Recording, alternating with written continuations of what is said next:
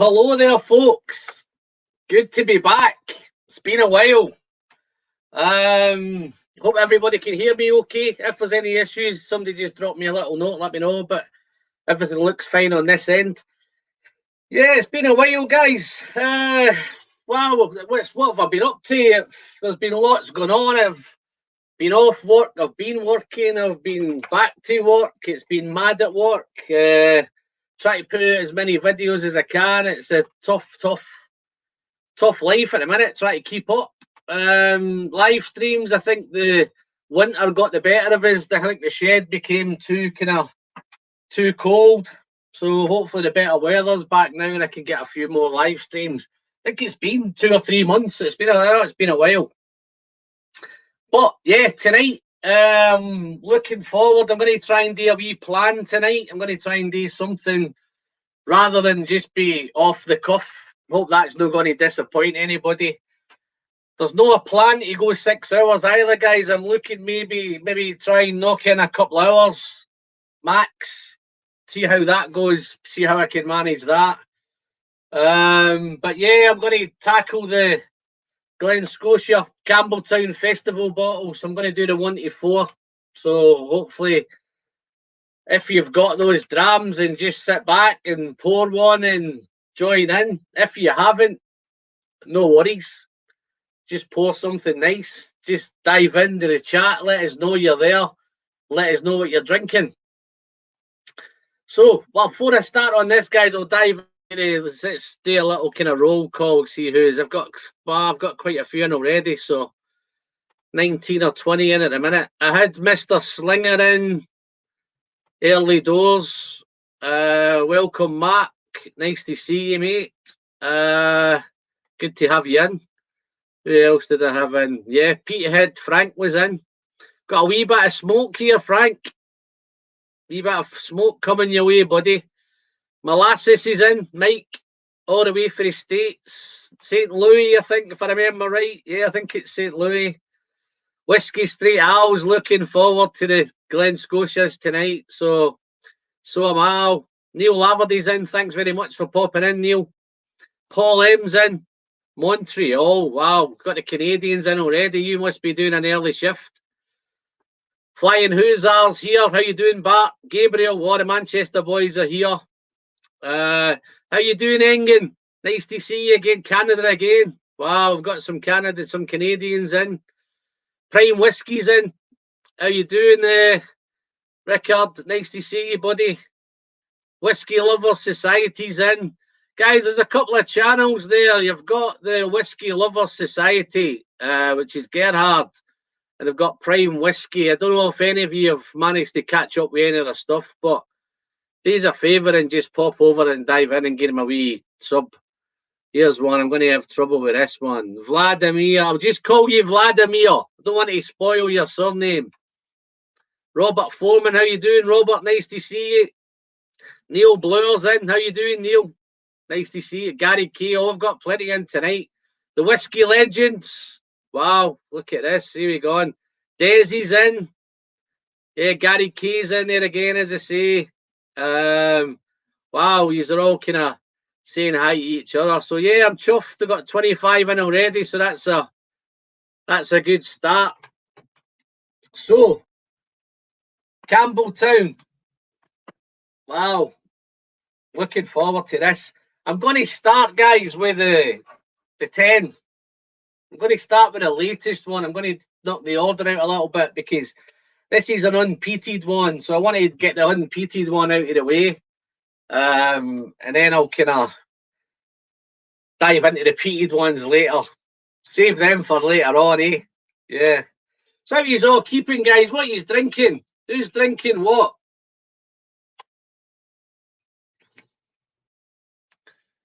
I've got a few there. Chuff. Feel like I've never been away. Did a wee bit of work on the wall today. Took all the iron down. Brought up all the kind of Campbeltowns. Yeah, this 10, guys. Red wine. Bordeaux red wine. Casks. I think it's been finished for about 5 months. 2021 Glen Scotia Festival bottle. And yeah, as I say, it's the Bordeaux red wine finish. It's first full bourbon barrels, I believe, and I say it's 5 months in Bordeaux red wine. So colour-wise, it's looking quite a nice colour. I must admit, when I first opened it, it was a wee bit disappointing. Yeah. But I'm glad to say I've not touched it for a couple of weeks now. I must admit, I battered into it the first weekend that I had it. Smashed into it. It did get better. So if you've got this bottle and you've not opened it yet, and when you do open it, if you feel a wee bit disappointed, don't worry about it, guys. It definitely gets better. I'll just cover that up for a little bit, let it open up again. Yeah, it definitely gets better. When I originally opened it, just quite recently, the last couple of Glen Scotia bottles I had that real unopening. I have that little kind of baby sick note, baby puke note. I did get it with the Glen Scotia, the 11 one. I got that with that single cask. I got it with this. Pleased to say that it didn't last there. It didn't last there too long. Let's see my comments have stopped. Yeah, I started with the Glen Scotia 15 for a wee warm up, so I've got my palate going. Neil Blower's on the Deanston 18. Tomatin Legacy, Glen Scotia 50. There's a few of them on the Glen Scotias. Nice to see that. Pouring the only festival bottle I have, which is the 2020. Just you enjoy that one, Mike, because that'll be the last one coming up. So sit back and enjoy it. It should be ready for me when the Tawny Port comes. Yeah, so I say it was that baby puke note. It was a wee bit off-putting. It was a wee bit unfriendly. It was a wee bit uptight. It didn't want to know. It was sitting there with its arms folded and it's, as if it was in a bad mood. So yeah, I was worried when I bought it. But £50 a bottle, yeah, I think it's good money. 50 quid. Wow. But yeah, the nose is definitely unpeated, as I've said earlier. It's a wee bit dry and a wee bit salty on the nose. Definitely that sea spray, that maritime comes in. And then you get a wee burst of citrus, and then you get in comes the red fruits, the red apples, the berries. I think it's strawberry and raspberry, bit of red apple.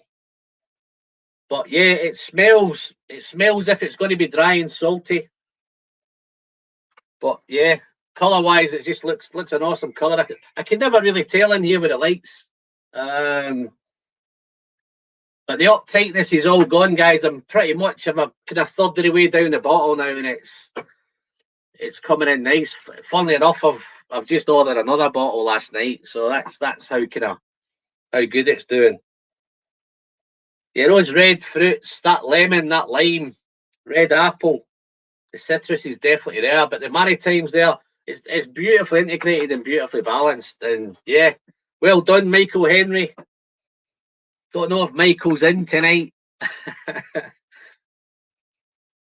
He usually pops in on Twitter, so I've caught up with him a couple of times on Twitter. Yes, the spices there. It's spicy cinnamon, spicy honey, spicy vanilla. Got a wee bit spicy now as it's developing through the nose. But enough about the nose, guys. So I'm going to try and keep this, as I say, to 2 hours. So let's have a little sip of this one down the hatch.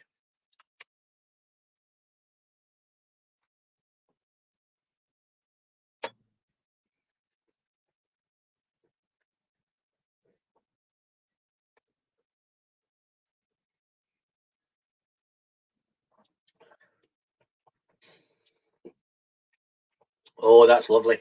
I know it's 10 years old. I'm thinking there's a little bit older in there. I don't know how much older's in it. I'm getting a feeling there's a little bit of older stuff in there, but it's really spicy on the palate. Spicy, It's dry, it's salty, it's briny.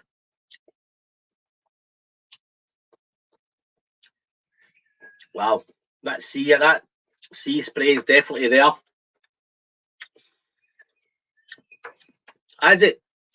It's quite a big hit on arrival, but it settles down. Those beautiful red fruits come in. The apples, red apples. Those berries. Berries are all over it. Wow. It certainly lets you know that it's 56.1. I don't know if I mentioned it's 56.1. I don't know if I mentioned that it's natural colour and non-chill filtered and all that. It actually has one of these nice little statements on the packaging somewhere. Let me not have a dig at anybody, but I think you know who I'm aiming at. Where did I see it? I seen it somewhere. Where did I see it?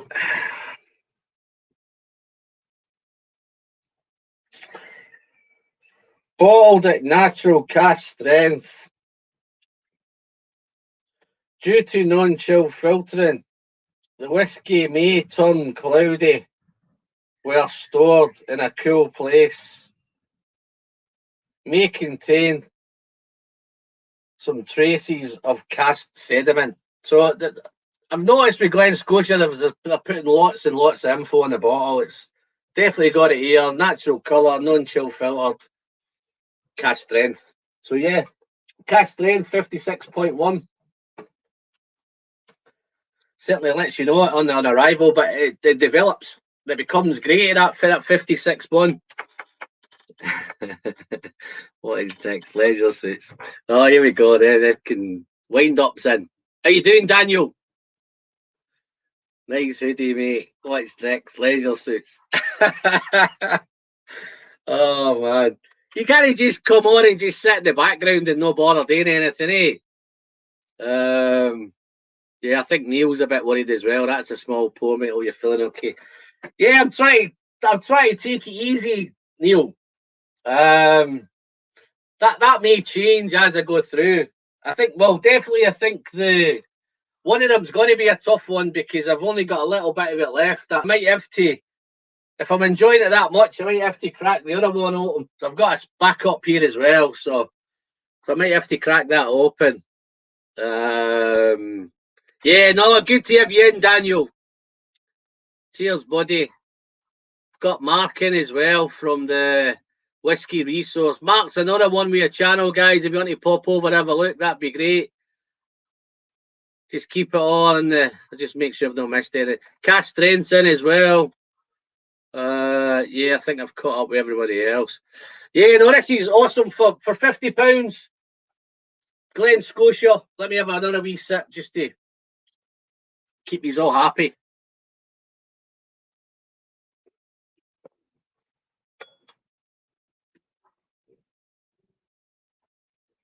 I don't want to alarm anybody, guys, but when I picked that up, I got a wee whiff of that baby puke. Oh, there it is. Yeah, it's definitely there. I don't know what Glen Scotia are doing to bring that in, but the last couple of bottles I've had, I've got it. It doesn't affect the taste anywhere, guys, and it's only it's faint. It's mega faint. But yeah, that Maritime's there. It's spicy as hell. It's fruity. I thought it was actually going to be much more. When I seen the red wine, I thought it was going to be fruitier than what it is. I thought it was going to be drier. It's a little bit dry and a little bit salty. But yeah, let's do the finish of this one and get this one out of the way. Crack on with these.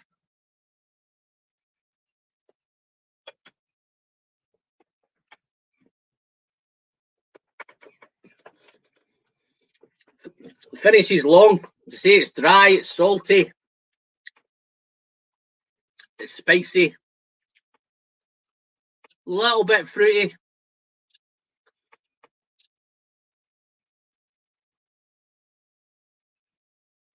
What we got here? This is the best one here. John, ideal night for giving us a sound, Al. Campbeltown Lock, I wish you were. Whiskey will do, mate. Oh, crack on, mate. There's nice ones. Kieran Saturday's popped in. Soren's popped in. Malt Monk's there. Oh, I can't stay. Dry night. Back on the dietish. If I watch too much, I'm popping 100%. Can't trust myself. Well, you lost, Justin. Ulican's popped in again. I hope I'm not butchering your name again, mate, but I like the 10. Yeah, no, it's got better and better and better. And as you can see, it's gone down well. I've just bought another bottle yesterday. I'm just getting that delivered tomorrow. So yeah, so I'm looking forward to that. So that's the 10 done. Anybody had the 10? Anybody liked it? Anybody not liked it? Anybody not cracked it open yet? Anybody got it but not opened it? Let's see who's brave enough to say they've got it and they've not opened it yet. Wow. Nigel Beale's in, just sitting back and chilling. Glen 10. Yeah, that's a nice dram. Werner Lackner, hello from Austria. How you doing, Werner? Nice to see you, mate. You know, what sort of time is it in Austria? Adam T, how you doing? Wow, I've got a lot of new names in tonight, man. Yeah, channel's going well, guys. I'll just drop a little. We're heading. We've just passed over the 3,800 subscribers, so yeah, it's all going good. Slows down a little bit at the minute. I don't know what's going on. I don't know whether you need to get out and spread the word and tell your mates to check out the Whiskey Friend, so that'd be great. Let's have a look. Peathead's not got it yet. I don't think you'll be getting it, Peathead, because it's unpeated, so... Whiskey Legends, I always want to ask you this question. How did you manage to get so many Kenny back there? It's a long story. I'm going to try and give you the short version. I missed the Kilkenny 8 when it first came out. I don't know why I missed it or how I missed it. But it came up on one of my live streams. And I put out there if anybody knew where I could get some. And somebody generously contacted me and said that there was a place in, where was it? Belgium, I think. I'm sure it was Belgium. Sent me a link. Contacted the store in Belgium. And they had 6 bottles left. So I managed to get them to ship me all 6. And that's how I got them. And then gradually, I've picked a couple up here and there at auction. If they've been, just cheeky bids in here and there and got a few. So... yeah, I've managed to I've went through quite a few bottles, though. I think I've went through 4 bottles of it, so it's went through pretty quick. Managed to pick up a couple of the new one as well, so the latest one's there as well. But let's have a look. I think some of these are on. No, I've not checked that out yet, mate. Too much, so much new stuff coming out. I can't keep up. It's just crazy stuff at the minute. Every time I look, every time I turn my phone on, somebody sent me a link for something. This is coming in, that's coming out. Not to get into a wee bit of a rant, but I've kind of gave up chasing some of the Kilkerrans and the Springbanks, and it's just not worth my time. I'd rather pay a wee bit extra and just pick them up at auction. No hassle, no nothing. Sometimes I get a cheeky bid in. What's Gary saying? Last night started with Glen Scotia Malt Festival 20 Port, then a Kilkerran 12, then a the Springbank 10 Local Barley.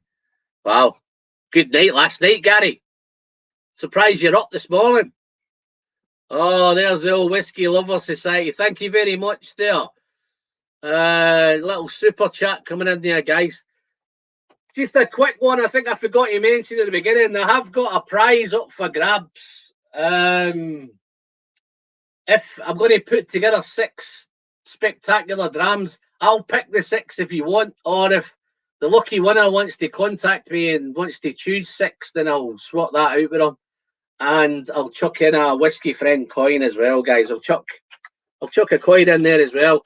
Just a quick one on the coins, guys. I've got about 50 coins left, so anybody that's not got one, anybody that wants one, I'll pop a little link down below later on as we go along if you want to pick up a coin. But anybody who wants to get involved in the super chat, then feel free to be. If you don't, just watch enjoy the whiskey. But yeah, I'm going to put 6 nice drams together. I'll send them anywhere, so I'm not really bothered where I send them either. So it's some lucky guy's going to get some 6 nice whiskies. It might even be these if you wanted these. So, second one. Let's do the second one. Let's see where we are first. I'm going to tackle I think I'll do the Ruby Port one next. Let's do the Ruby Port. Yeah, just pop that in, guys, if you want to get involved in pick yourself up some whiskey. So let me sort myself out here. Yeah. Okay. So yeah, Ruby Port. As you can see, guys, I'm doing well with these. They're all not quite bottle kills, but yeah, we're doing. Is that all going? I don't think that's all going to go in, but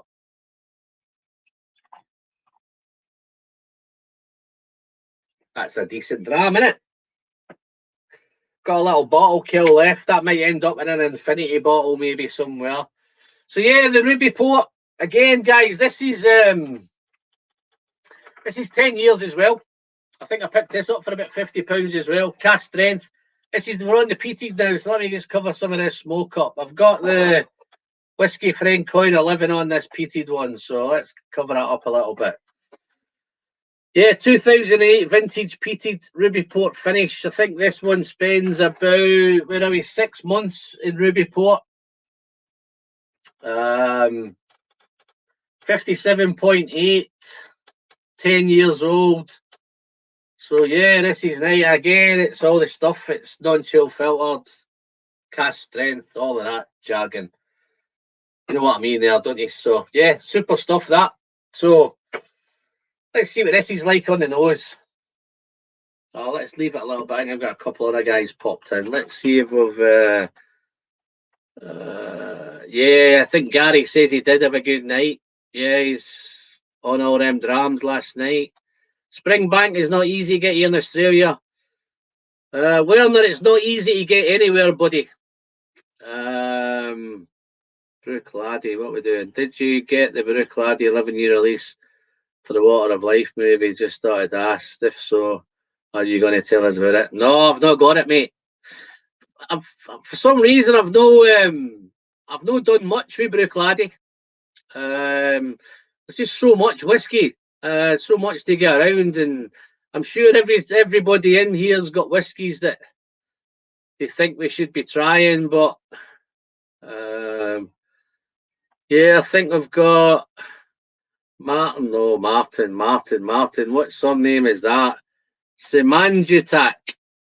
I hope I've said that right. Hope to be a lucky winner tonight. Well, you know what you're doing, Martin. I think I've got one picked up. So I think I've got Drew's in now from AZ. He's welcoming a hello to Frank. Castren's still around. Well done on the side. Cheers, mate. Thank you very much. That's a tough one, that. But let's. Where are we? I'll be on my way across the pond to Scotland when the restrictions are lifted. Campbeltown will be 100% a place to visit. Yeah, I think that may be happening maybe next week. Adam, I think there's announcements to open up loads next week. Where are you from, Adam? I'm not too sure where I don't know if you must be sounding. I don't know if it's in Europe or you're in the States. I'm not too sure. Canada or Australia, you could be anywhere. Again, that's the great thing, guys, about this StreamYard, man. We can connect with people and everywhere, Japan and China and Australia. It's absolutely fantastic. He's in the US, yeah. No, I just don't get involved in those Springbanks, and even the Kilkerrans now are just getting so tough. So I think this Ruby Port's probably had enough time to open up now. Let's have a wee smell of this one. Yeah, I think I had another super chat there, didn't I? I think I had Vlad. Did Vlad do me a super chat? Yeah, well done, Vlad. Whiskey Malt content. It's another channel where guys dive over. Give him a little sub. Check him out. I think if you're Polish as well, I think he does a Polish version. He does an English version. So Yeah, worth checking out. Thanks for that again, Vlad. I'll take a little sip of this Glen Scotia 15 to thank you, my friend.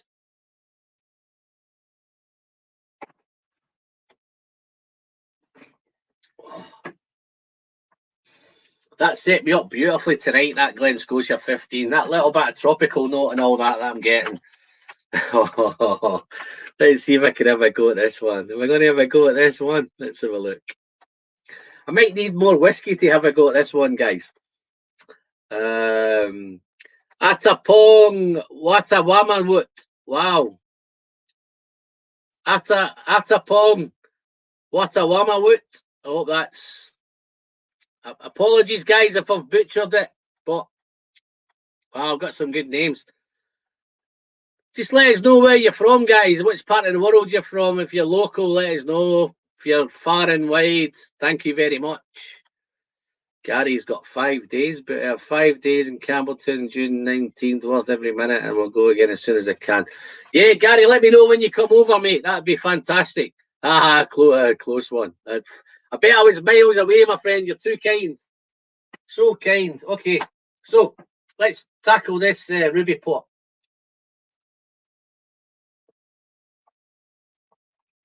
I just need to keep track that I'm keeping track of these. These are the right ones. So yeah, it is ruby port, isn't it, guys? Yeah. How you doing, Andy? Nice to see you, buddy. You've only missed the Bordeaux Festival bottle, the red wine, Bordeaux red wine. That's the only one you've missed so far, mate. But you can catch up with this ruby port. There's the malt monk. He's all in. He's gone for it. He might do me a favour. He might save me a bit of postage. Cheers, Justin. Thank you very much, buddy. Catch you on the replay. Cheers, mate. Okay, so on the nose of this one, this is much fresher on the nose. This is fruity, real fruity nose. Red fruits. Those berries are there up front. It's the difference. There's red apples. There's berries. There's cranberry. Wow. And I'm picking up a little bit of chocolate on this one. Getting the chocolate. What I usually do with this one, guys, I've got some chocolate peanuts handy with this, so I'll have a wee try with a chocolate peanut. I like to enjoy the peanuts with this. Wow. How you doing, Cameron? Thanks for popping in, buddy. There we go. I know you're over there in the States, mate, so no problem. What kind of time are you over there, buddy? Wow, so fruity, this one. Really nice. A little bit of spice in it. Chocolate's there, and now I'm getting my first whiff. My first whiff of the smoke. Frank will be happy. Wow. But yeah, that cranberry's there. It's big. It's red. It's red fruits. You'd expect that from that ruby port. But yeah, the smoke appears, but it's still fruity. The fruits are more dominant on the first nose, and then it's the smoke come in. But there's a little bit of a battle going on. Just a quick one, guys, on the whiskey battles. Are you enjoying the whiskey battles? I know I've not done one for a couple of weeks, but I don't want to just put two whiskies together for the sake of doing it. I want to put whiskies together that deserve to go head to head. So let me know in the comments, guys, if you're enjoying them. Any suggestions of what I should put together? There's I think we've got first Phil's in. How you doing there, buddy? Just then, have you done the 2021 tenure? Yeah, I just missed it, mate. But listen, if I've got time, I might go back. I did that one early because it was unpeated. I wanted to dive into these three peated ones afterwards. So yeah, I did it. But you can always catch it in the replay. Or if I've got time, I might pour another. I've got enough of it, so yeah, we might do another one later on. If you're still around, give me a shout and I'll pour another one with you. Oh, wow, this is smoky, fruity, spicy, chocolatey, wonderful nose. Oh. Just with the scoring of these guys, when I did them originally, the scoring was a wee bit kind of, when I went back and looked back, I was surprised on the scoring. Just to give you a quick whiz around, I had a couple of 89s, I had a 19 and a 92. So any bright sparks in the chat that wants to hazard a guess which I scored which at. So there's two 89s, there's a 19, there's a 92. So anybody want to stab a guess at them? Oh, there's plenty. And molasses, Mike, it ain't going to drag on for 6 hours tonight, mate. Well, the plan's not to, but hopefully that's not the case. So let's have a sip on this Ruby Port, folks.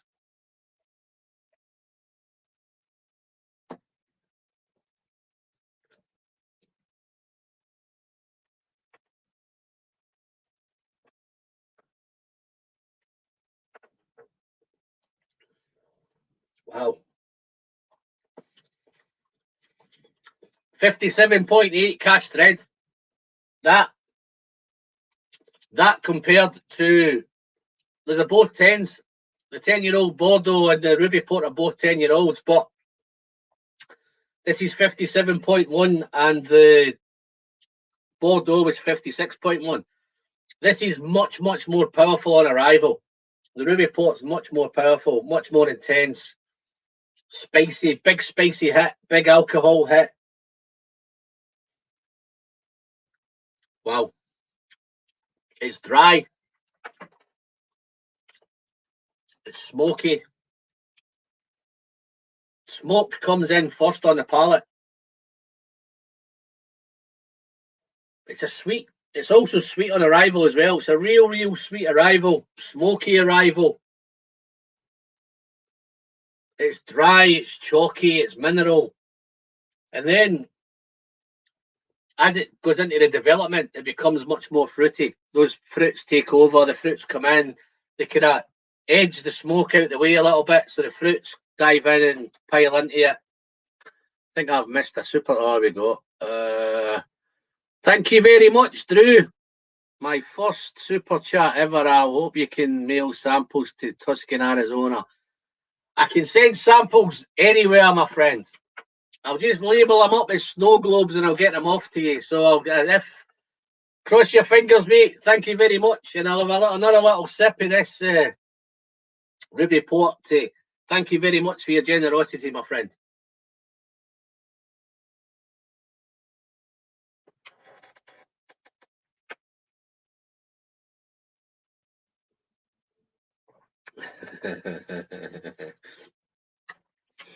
I think Mike's egging me on for a longer live stream, I think. I'm going to do my best, Mike. Wow. On that second sip of that, it's spicier. The smoke is there. I don't think these are heavily peated. I think they are. They're definitely smoky. They're peaty. It's a wee bit ashy, this one now. A little bit ashy, peaty, smoky, but the fruits, it's got a wonderful, wonderful balance again. So it's nice. It's rich. Wow. Apples. Wow. The chocolate's definitely there. This is the only one out of the four that I get chocolate in it. Definitely. Let me have a little chocolate peanut just to see what it does. I love it when I do these chocolate peanuts with these. This is wonderful. Anybody, guys, who've got this Ruby Port, man, have a wee bit of chocolate with it, you'll love it. What it tends to do for me when I do chocolate peanuts, it just adds a wee bit of nut in there. There's no nut in the whiskey. It just adds a wee bit of nutty into the profile, which is lovely. Does that make me a master blender?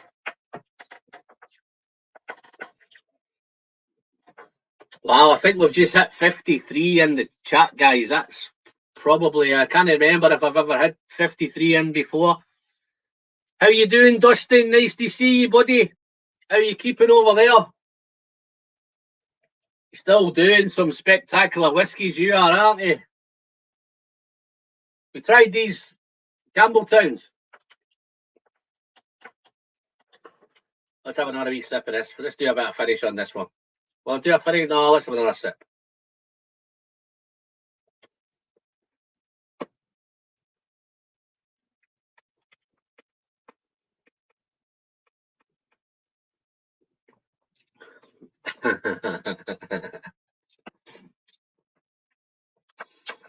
It's the only one of the four that I can do it with, Mark. It just works beautiful with those little chocolate peanuts. Should try it. Wow, that's spicy again. Whole tongue's just been nipped. Guys, anybody, where are we looking? Where am I going now? What was I going to do? I was going to do something there. How you doing, Scott? You okay? Nice to see you, buddy. How's Glasgow doing?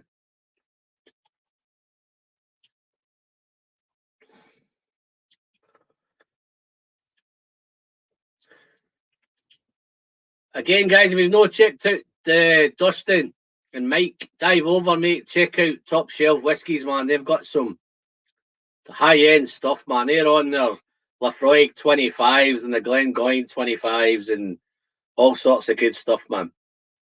Here we go. Got Spain in the house tonight. Justo Conde. How you doing, Justo? Wow. Greetings from Spain. Wow. I hope to be over there later on in the year, my friend. Going to try and get to Spain, and I think I've booked up for Tenerife in September. I know that's technically not Spain, but here's the Belgian chocolate guy kicking in. Belgian chocolate with some salt and PT drams. No, it is. It's nice. It's a nice. I think I stumbled on it by quite by accident, Gerhard. But you'll know all about chocolate being over there in Belgium, won't you? Let's do the finish on this Ruby Port, guys. I don't see anybody who knows anything about the scores. Who's going to score what? What got an 89? What got a 90? And what got a 92? I should have done that as a quiz, shouldn't I? Eh? Down the hatch, guys.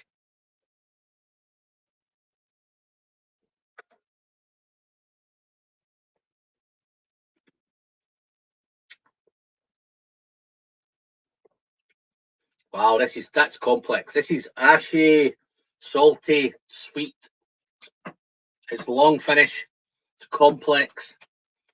Wow, wonderful. Don't know if my comments have stopped. Let's have a look. Picked up. Wow. Thank you very much, Rickard. How you doing, mate? Your content always attracts one to watch. I'm humbled, my friend. Yours does exactly the same with me. You're putting out some nice whiskies at the minute, mate. You're doing these nice Ardbegs that you've done recently. Loved watching them, buddy. Thank you very much for your super chat. I'm going to have another wee sip of my Glen Scotia 15, then I'll do my palate and we'll head on to the rum port finish. Rum cask finish.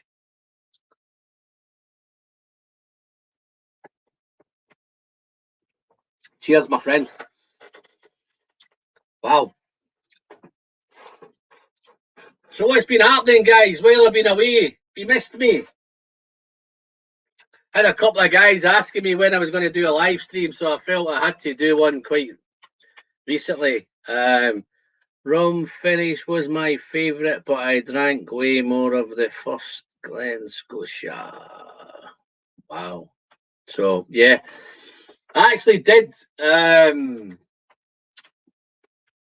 I did the video, I think I did a battle between the rum and the ruby. I think I did them both as if I remember when I went back and did them, I did them both as neck pours. I actually opened both bottles to do them. I think, well, I'm not going to give away the score, but I think I prefer, I did prefer one over the other. Tony Port deserves 92. Oh, there's Mike's dived in, man. You are enjoying that Tony Port, aren't you? That could be the 92 there, Mike. I won't want to spoil anybody else's fun. Anybody else wants to have a wee go. Let's pretend we're doing a wee quiz going on, guys. What score did I give the? This should be quite easy because I did this one recently. The Bordeaux finish, Bordeaux red wine finish. What did I give that a score as? I did do the the Ruby Port and the rum cask. I did them head to head as a little battle, and I did the Tawny Port. I think I did the Tawny Port about 10 months ago. So yeah, so you might be struggling to guess, but I'll give you another couple of minutes and then I'll spill the beans. So what are we having next? I think we're going rum, aren't we? I don't know if Neil's still in, but Neil, this is going to be a wee pour, mate, because I'm getting to the bottom of this. Is a bottle kill at the same time, so we've got bottle kill. Just a quick one, folks. My Patreons will know already because they've already seen it. But my next video is going to be a bottle kill. Going to be a special bottle kill as well. So, oh, Martin, which one was 90? So I'm glad to see the end of my old friend there. Look at that. That's all right. It's a decent size, isn't it? Ralphie could do 5 videos with that there, couldn't he? 10 videos with that amount. I prefer the Tawny as well, but the rum was good too. Oh, we've got some. Let's get some. What's the word I'm looking for? Let's get you guys sharing your thoughts. If you've had these, man, just share your thoughts on them. If we missed the live streams, enjoy the reviews, though. Yeah, no, thank you very much, Mike. I know you're one of the guys who's pretty much there on every video. You're there on every comment. I'm very, very thankful for your support, Mike. Yeah, you were one of the guys to ask me what's going on with the live streams. Got a couple of new guys popped in, I think. I think we've got Graham 5000, Klepto. Wow, that's an interesting one there, Graham. Klepto. Are you a Klepto? Wow. I don't think I gave a 94 to any of them, but there might be one of them that probably, if I was to rescore them now, probably could be a 94. But I won't share that with you in a minute.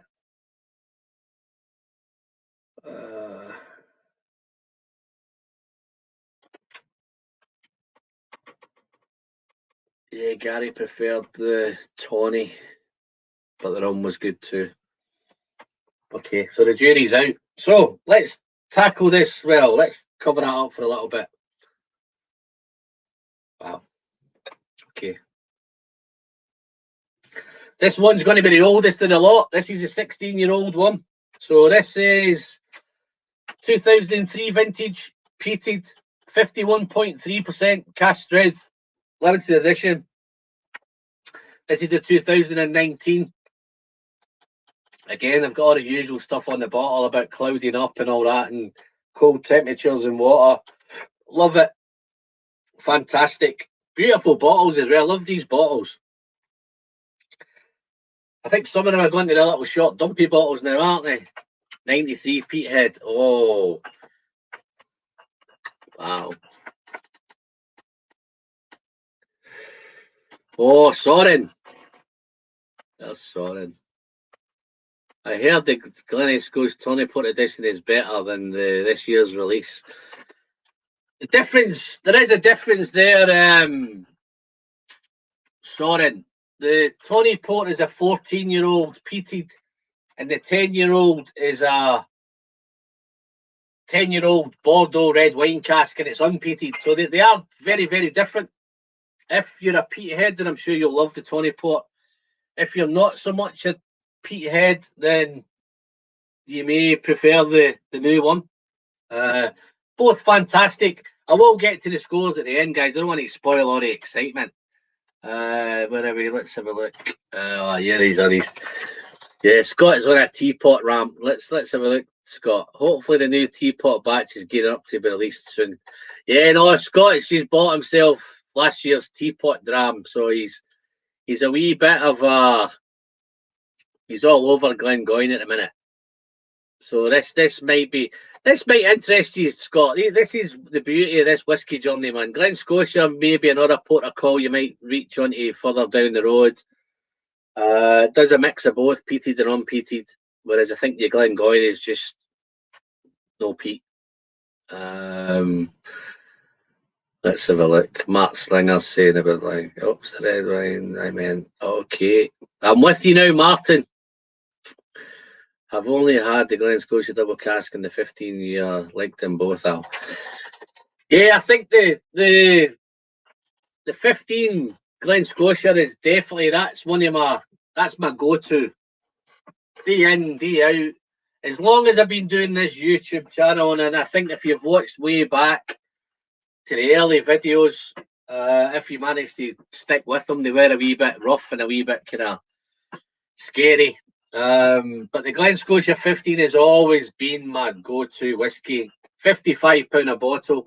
I've seen it recently on offer a couple of times, so it's been around on offer. Picked a couple up. Beautiful tropical notes in those as well. I'm not getting a lot of tropical notes in these ones, but certainly the 15 is definitely a big tropical note for me. Just going back to the double cask, I think I had a conversation on Twitter with Michael Henry. I think they're talking possibly now. I think there's chat at Glen Scotia maybe to make the double cask and the 15 non-chill filtered in natural colour. So look out for that one, guys. That might be a wee bit of a scoop that comes down. Here's a question. Here's an interesting one. No Rolex, no sex. Do you tend to add water to your whiskey? I tend not to in the reviews, because I like to just do them as they are. I always find when I add water to it, it can add another couple of minutes to the video. So if there's some of them that I do, definitely the high ones, the 59s and the 60s, then I think, yeah, there's definitely they take water well. Some of them don't take it too well. I think this one I'm coming up, I think I've got a little what's the one I'm looking at? This Bordeaux red wine, when you do add water to that, it takes a wee bit of the spice off and it makes it a wee bit fruitier. So if you like your fruity whiskies, then you might want to put a wee bit of water in that one. If you like it spicy and hard hitting, then you might do that without any water. Wow. So that's my 15. Let's dive into this rum cask. Wow. Spicy on the nose, this one. This is the oldest of the lot. 16 years old. Where are we? 51.3% ABV. Peated. The peat is in the background of this. It's not jumping out at you. This is 8 months in rum barrels. 15 odd in ex-bourbon barrels. This is sweet, spicy, big cinnamon, big clove notes. It's ashy and it's smoky. That's the first initial when I get the... Wow.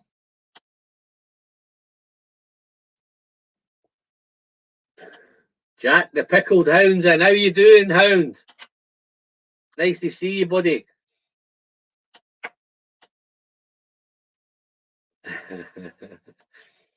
Wow. Don't know if the guys are having a comment amongst themselves or having a go at me, but wow. Yeah, so this is desserty. It's like a dessert whiskey, this one. Got a banana note up front here. Banana, caramel. Oh, Daniel, I didn't know you cared, mate. Look at that. That's the nicest thing you've ever said. That's the nicest thing I think you've ever said on any channel, man. Glad you're healthy. Eh? Wow. Thank you very much. Cheers, Daniel. Thank you very much, mate. What you after?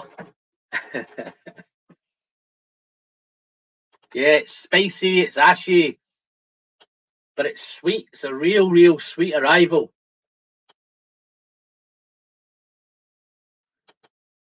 Definitely spicy. That banana, caramel, it's fudgy. It's like a sweet toffee pudding on the nose.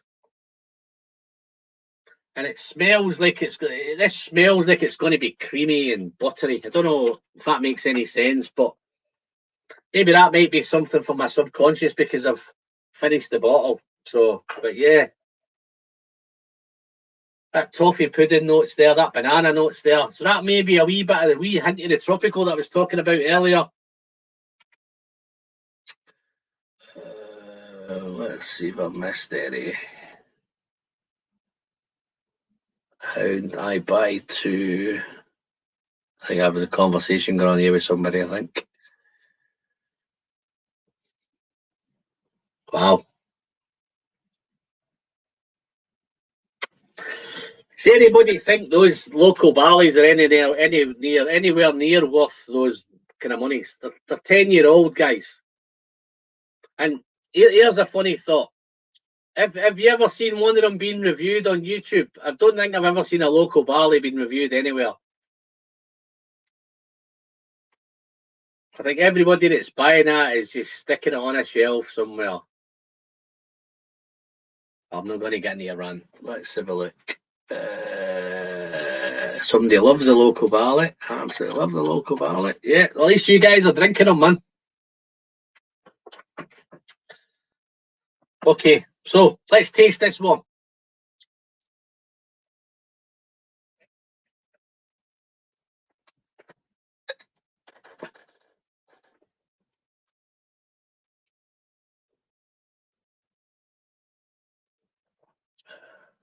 Wow.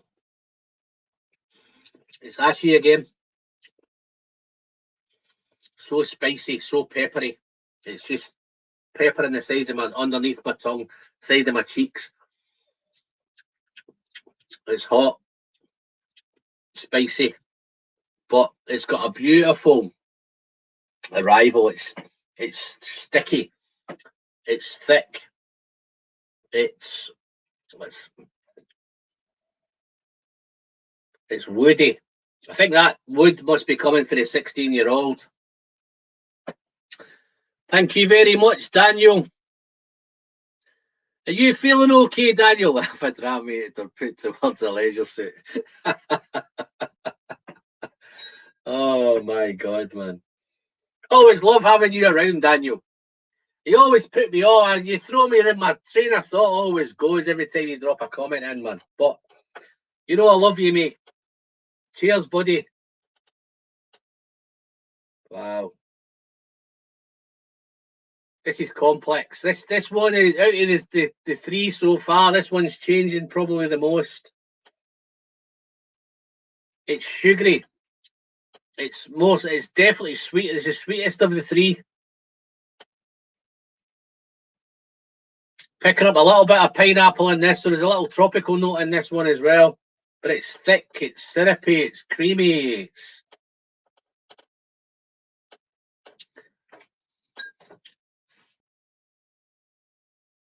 Nice one, Neil. A big 10, yeah.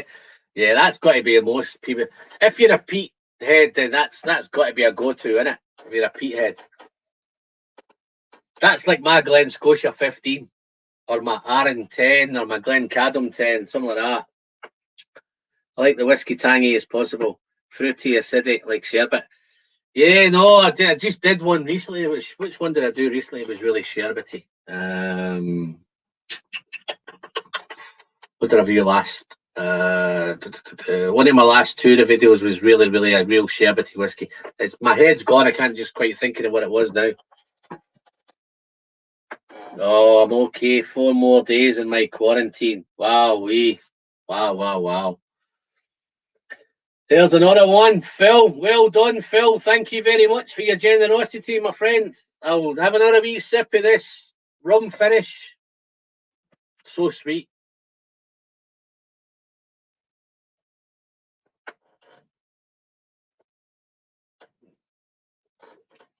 This is the sweetest one so far. It's so sugary. I think that might be coming for the rum. Every time I drink this, I feel like Jack Sparrow. Where's the rum? Where's the rum?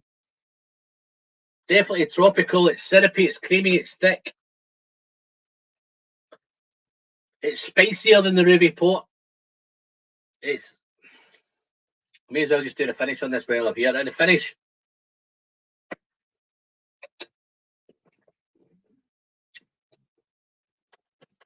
Wow. There's a wee bit of banana, pineapple, a wee bit tropical on the finish, but it's spicy. It's definitely a dessert whiskey. It's a sticky toffee pudding. It's a banana boat covered in caramel syrup. It's wow, what a whiskey! Real nice. Texture's wonderful. It's gone. To be fair, the Ruby Port's no far behind it. And to be honest, the Tawny Port again is no far behind. I think these have got a couple of years on the Tawny Port, so I'm doing okay with the Tawny Port, which I'll tackle next. So what am I missing in the chat, guys? I think there's a few other guys have popped in. Let's see if I can catch up. Let's have a look. See if I can catch some of them. So Dustin loves the local barley. There we go. Mike and I have reviewed multiple local barleys. Yeah, well, you must be the only one, mate.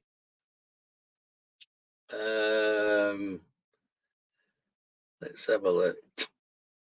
What's no Rolex, no sex? What a name that is, eh? I'm on James Eady Linkwood 10 tonight. My favourite dram at the moment. Yeah, it's tough to find a favourite dram in it because I think, especially at the minute, I think there's so many coming out. Yeah, you like that fruity, acidic, sherbet, fizzy. Yeah. Wow. Nice. 4 days into quarantine. I think prefer the Ardbeg 10 to others in the range. I think I have a wee preference, guys, for the Oogie. I like the Oogie Dal. Don't get me wrong, the Corrie Vrecken's nice as well, man. So there's a couple of nice Ardbegs. I've just managed to pick up the Scotch. Might be opening that one soon. So watch this space. Where are we?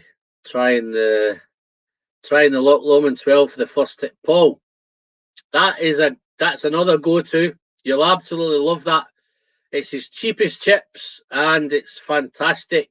And do us a favour, just drop a wee email to Glen to Loch Lomond for the attention of Michael Henry, man. Just tell him how much you're loving that. Fantastic dram, that. That's another one I bought. As soon as I got that, I bought a case of it. What have I missed here? I look like you look like him too. Who do I look like? I missed that one, Daniel. Who do I look like? Just found it's James Eady's popping up tonight, isn't he? 57 first fill bourbon. Guys, if you're looking for anything nice in first fill bourbon, then check out Ben Romack. Ben Romack do everything first fill bourbon, first fill shed. It's all first fill, so they're fantastic. Scott's the wallet. No, I picked it up. Got it at retail, man. £90 I got it for.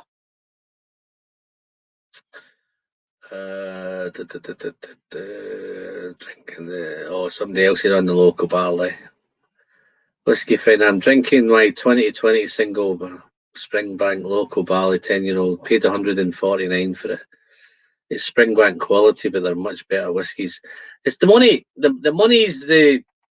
Listen, Mike, 5, 6, 7 years ago, I would have snapped all of them up. Whatever they wanted for them, I would have paid it.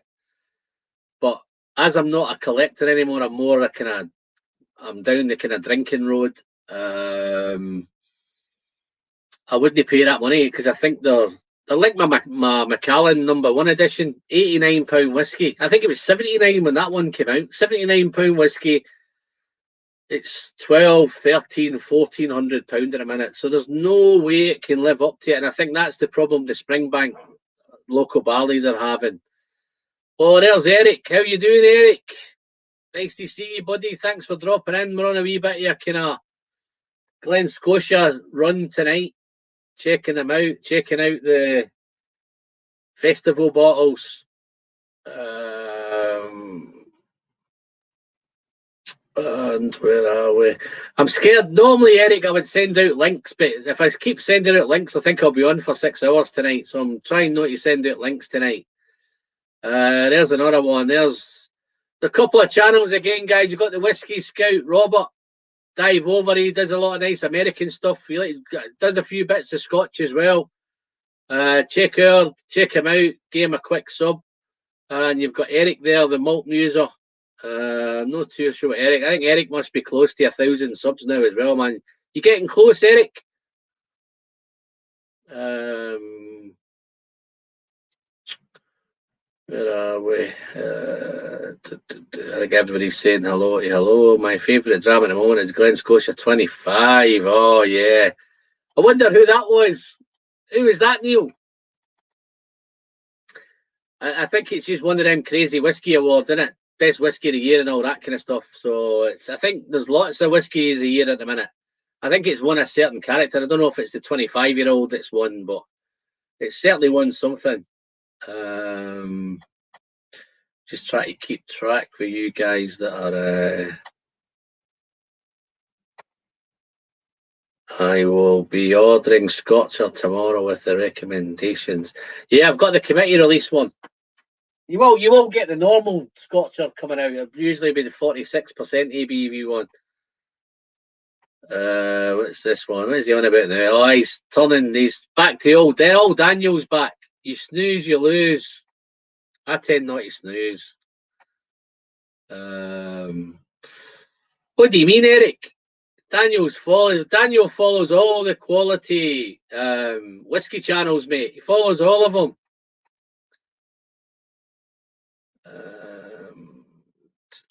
I think a lot of them are saying hello to Daniel. What's Eric on? Eric's on a Highland Park 26 killer pour sent to me from Top Shelf Whiskey. Eh? Them guys don't mess around, do they? Jack the Pickle Hound's not a collector. You sure, Jack?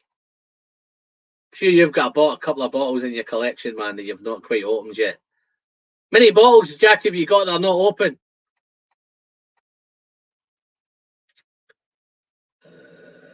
Heading home from a job, still have 4 hours to go. Wow, yeah, thanks for popping in, Robert. Appreciate it, mate. Got Morton Christensen. How you doing, Morton? On Boona 12, I may shock you. Ballantine 17 blend. Yeah, no, the Ballantines are all right, mate. That Boona 12 is good, though. I bet you've got a stash of that, haven't you? Right, so I think I've caught up with the chat now. I think we've got the last one of these to tackle, I think. So let's cleanse up, dive in. Got a good turnout tonight, guys. I'm really, really chuffed. I think we've still got 55 in tonight. It's been up and down. Don't think we quite hit 60, but we got close. We got 59, I think. Stashov. Oh, is that oh, maybe that may be a language thing. Morton, it means you may have multiple bottles put away. You're almost as fast as Food Quick.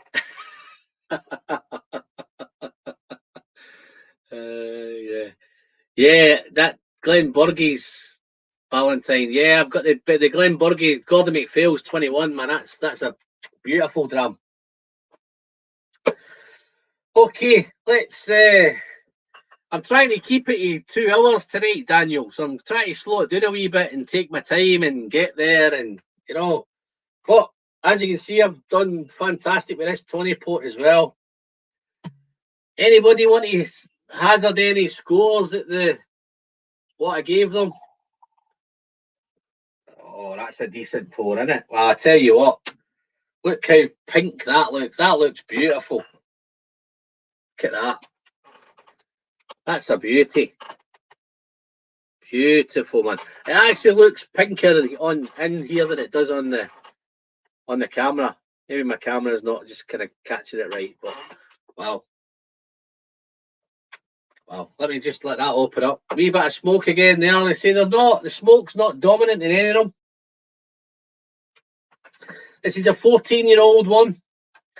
This is 14-year-old Tawny Port, and it is American Hogsheads, medium char, oak, first fill bourbon, and it's got a short period as well in Tawny Port. Absolutely fantastic. All the other stuff, it's going to tell me here it's floral, it's blackberry, it's ocean spray, it's honey, it's vanilla, it's sweet, black currant, raspberry, clove, spice. Wow. Okay, let's find out. Still a sip. Wow, nearly missed another super chat there, man. Thank you very much, Neil. Loving your look tonight, mate. Reminds me of Shakin' Stevens. Why, Shakin' Stevens got a Whiskey Friend t-shirt? Didn't know Shakin' Stevens had a Whiskey Friend t-shirt.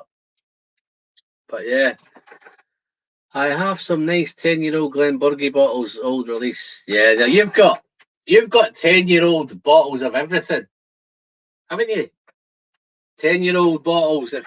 If we talked about 11-year-old bottles, you've probably got a stash of 11-year-old bottles, and you've probably got a big stash of 12-year-old bottles. But I bet you've got a massive stash of 15-year-old bottles. I'd even go as far to say, Daniel, you've probably got a stash of 40-year-old bottles. Daniel's a big whiskey collector.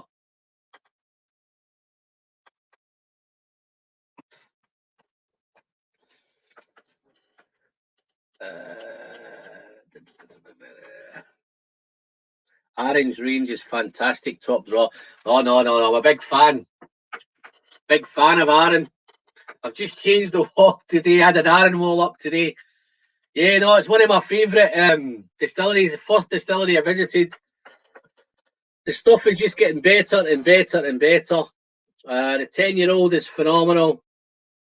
Quarter cask, I think it's the quarter cask. It's a wee bit fizzy. I'm sure that's the fizzy one.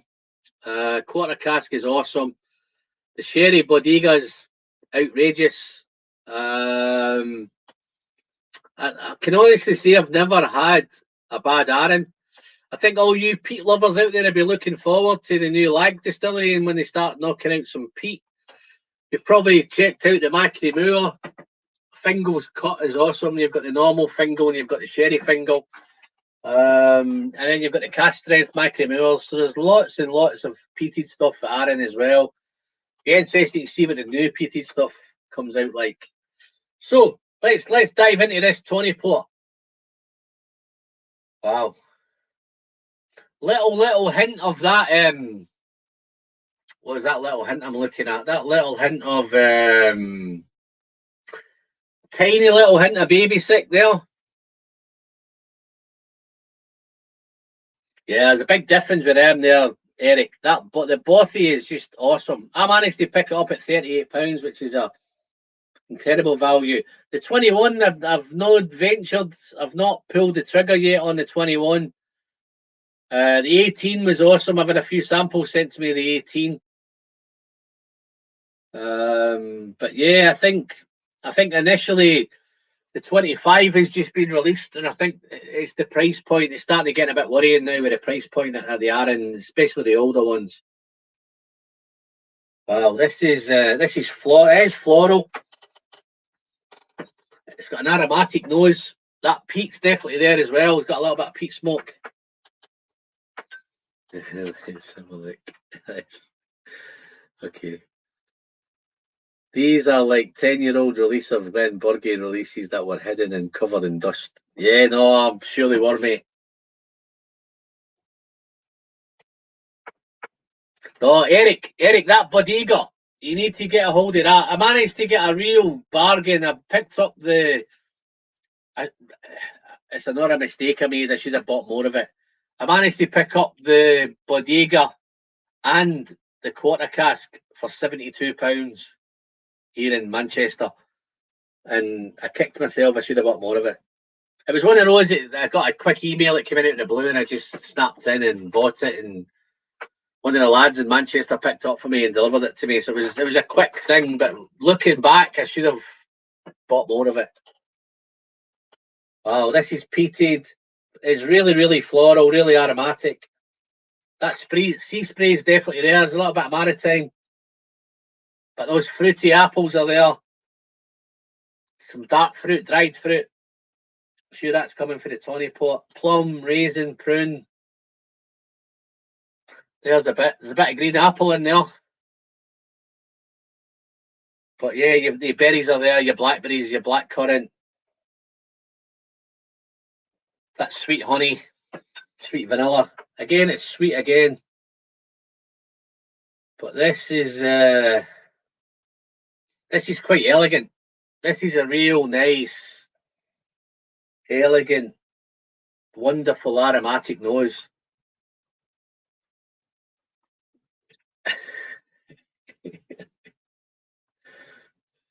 Daniel must be having a friend. Oh, not all of us can buy cases of whiskey like a friend of ours.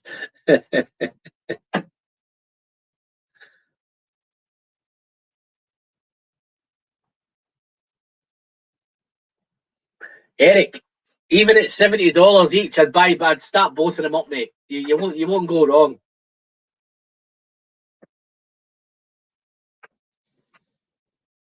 What's Phil saying? First Phil. I have a couple of. I'm presuming his name's Phil, but I'm just that was a bit assumptive there. First Phil. Sorry about that, mate. I have a couple of. I'm sure if your name's not Phil, you'll let us know what your name is. I have a couple of bottles of Brickladia 11 from the single cask release from the Water Life film. Has anyone tried it? Ah, right. Wow. Could do with a sample of that, First Phil. Be nice to try it. John. Ah. How you doing, John? Nice to meet you. Whiskey Legends, you got all that 16-year-old longbow. I've only got a bottle and a half left, Daniel. I've been smashing that recently. This lockdown's terrible.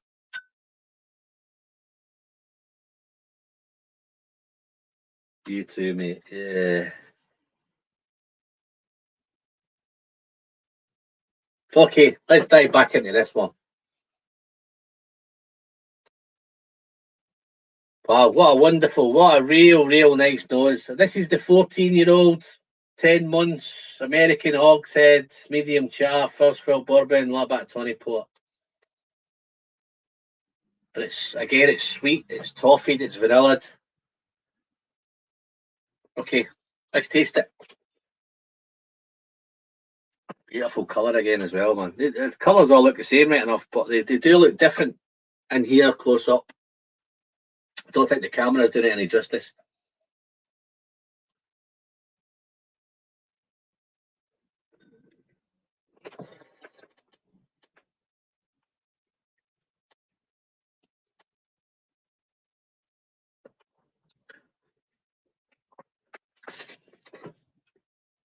Wow.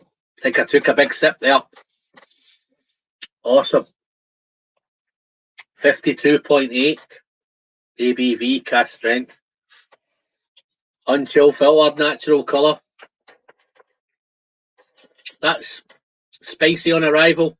It's dry. It's powerful. It's intense.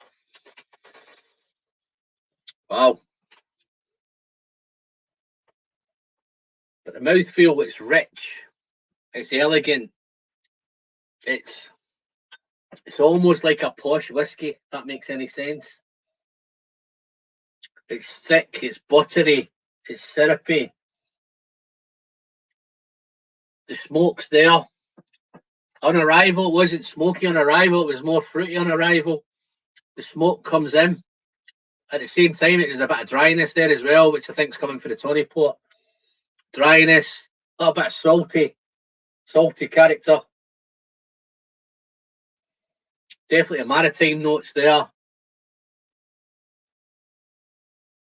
Wow. But here comes some fruit. Let's take another sip.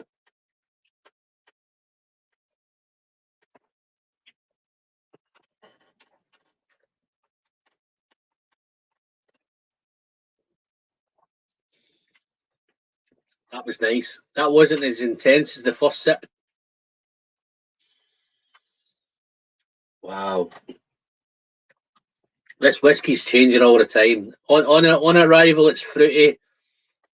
It's floral on the nose. The nose is different. It's a nice engaged. It's inviting nose. It's floral. It's sweet. It's just a real nice. Nothing powerful on the nose. There's no alcohol.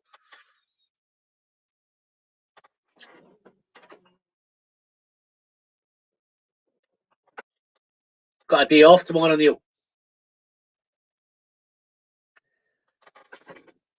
Yeah, the nose is different for the palate. It's a real soft, elegant nose, fruity, a little bit of smoked blanket there, dark fruit, dried fruit, green apple, toffee, honey, sweet vanilla.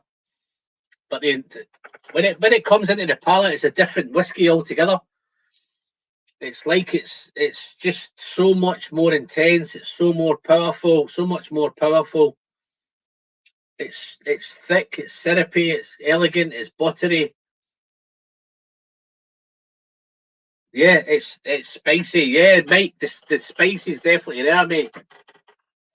But I think there might be more than cinnamon. I think I've got a bit of clove as well.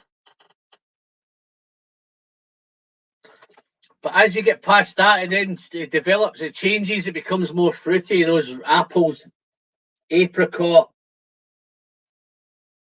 some red apple, some green apple, all sorts of apples, apricot, dark fruit, berries. Wow, this is probably the most complex of the four, guys.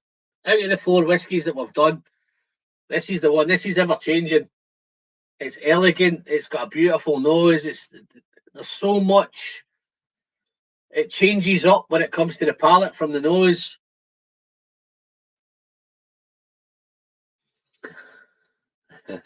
Whiskey legends.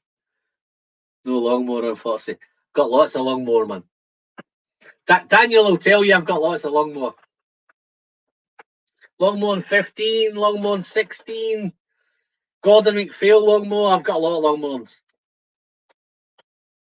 Wow, this is just now, it's spicy, it's thick, it's sticky, but the smoke's all over it as well. The smoke's not dominant. It's beautifully integrated. Again, if Michael Henry's done this one, tip my hat to Michael Henry. I think this is my favourite of the four, guys. Well, I can't hold back any longer. I think this is my favourite. It's now gone jammy, it's sticky, it's tarty, it's jam tarts, it's apple pie. This whiskey takes you on a journey, folks. This takes you anywhere you want to go. Smoke in the distance. You've got a bonfire in the distance. It's jam tart, apple pie, even a bit of lavender, maybe a bit of, is it lavender? Violet, maybe. That's the floral, I think. It's tarty. It's got vanilla, it's got toffee, it's got honey. It's salty, it's maritime. This by far, guys, is the best of the four, in my opinion. Wow. Let's take another sip. See if I can get any more.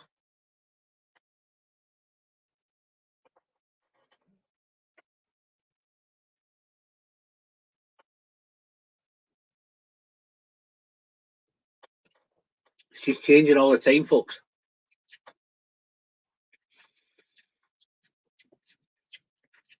Cinnamon's becoming a wee bit prominent. Cinnamon and clove are a wee bit prominent now. Wow. Fantastic. Okay. How's it on the finish? How's your finish, Mike? What you got in the finish? Anybody else on the Tony Port, guys? Anybody else drinking it tonight?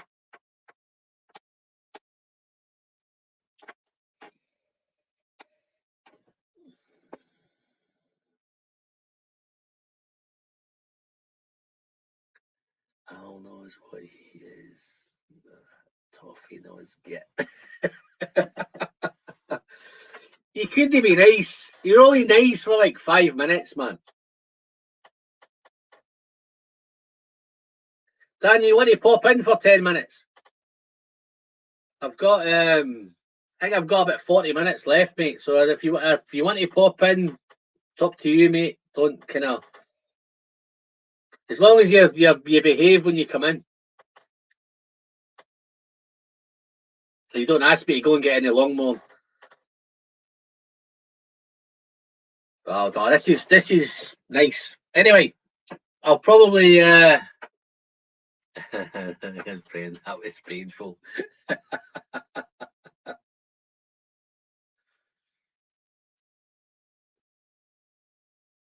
Apple pie. Yeah, well, I'll tell you what I get on the finish. I get let's down it. Down the hatch. So that's all 4 gone, guys. The finish on this one, Mike, I get your apple pie. I've got a wee bit of jam tart as well. But for me, it's there's a wee bit of leather in there. So it's a bit leathery. It's smoky. It's woody. And it's a wee bit dry on the finish. But absolutely nice. Sure, I'll go grab a dram. Let me, I'm going to try and pop a link in here, Daniel. Let's have a look, mate. I think that's a link there, man. This is where it all goes tits up, guys. Anybody that wants to pop in, man. But yeah. So that's pretty much them 4. Score-wise, right? Let's go back and review that. I did score them earlier, folks, right? So when I did review them, obviously nobody came back and gave me the scores because he's probably never watched them videos. But if I was to go back and score them, this is the scores they got. So the Rum Port and the Glen Scotia Ruby Port, they were battled together. So they got, the Ruby Port just nicked it as 90 and the Rum Port was 89. But I think after the time, I think now my favourite of the 2 was probably the Rum Port of the 2 rather than on the initial first tasting it was Ruby. I think I got swayed a wee bit by the port and all that kind of red berries and all that kind of stuff. The rum, the sweetness, it was a real toss-up for me on the day. But I think going through the bottles, I think I did come round to switching that round, and I think the Ruby became 89 and the Rum Port became 90, so I did swap them around a little bit. The latest one I did it as an 89, which I think initially when I reviewed it at first, I would have gave it an 85 out of 100. I think I did come back to it a few days later and I gave it an 88. I think that's probably maybe an 89 now. So it's definitely got better. This is one where you could put a little bit of water in it. If you just did a little bit of water in, then it's quite nice. Andy C. Hey, how you doing, Andy? Nice to see you in, buddy. Barely starting to drop off. I'll just have a wee finish of this. I'm just finishing off this Glen Scotia 15, Andy. Thank you very much, buddy, for your generosity. You're in the draw now, mate. So I hope I have to send it. I'm hoping I have to send it local. You're pretty local, so. But guys, if you're in America and Japan and China, don't worry, I'll send it anywhere. But cheers, Andy. Thanks for your generosity. And enjoy that early start in the morning, mate, because I've got a lion.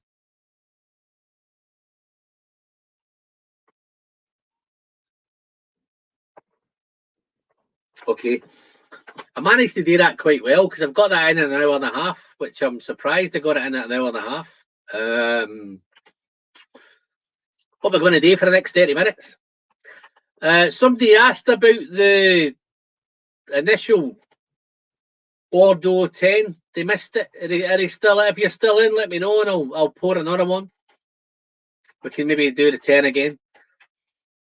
Anybody else want to talk about anything else? Just dive into the comments, guys. Let me know what you want to talk about, and I'm sure I've got something else here I can pour.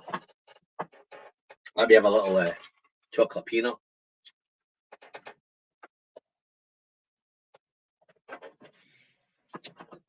I'm going to pour another 15.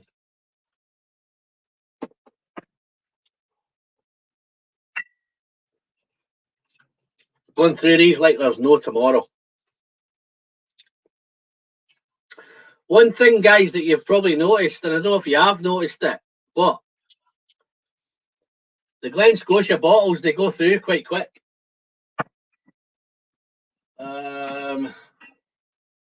Again, it's one of those distilleries that I know there's lots of distilleries that we can all dive all over.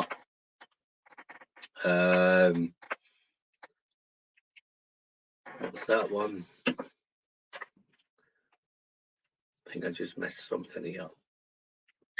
Just seen you're down near my neck of the woods. Do you go to the bakers? Oh, that must be somebody.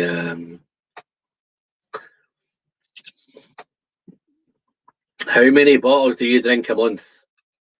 Do you want the official total, Graham, or do you want me to make one up? I probably do about 30 bottles a month.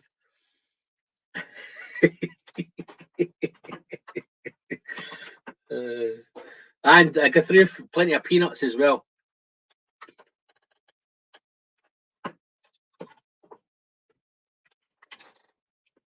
Yeah, it just popped up there, isn't it? Look.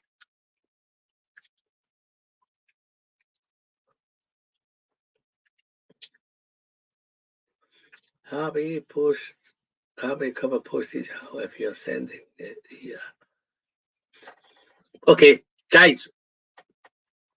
I send out lots and lots and lots of whiskey. I get lots of, what's the word I'm looking for?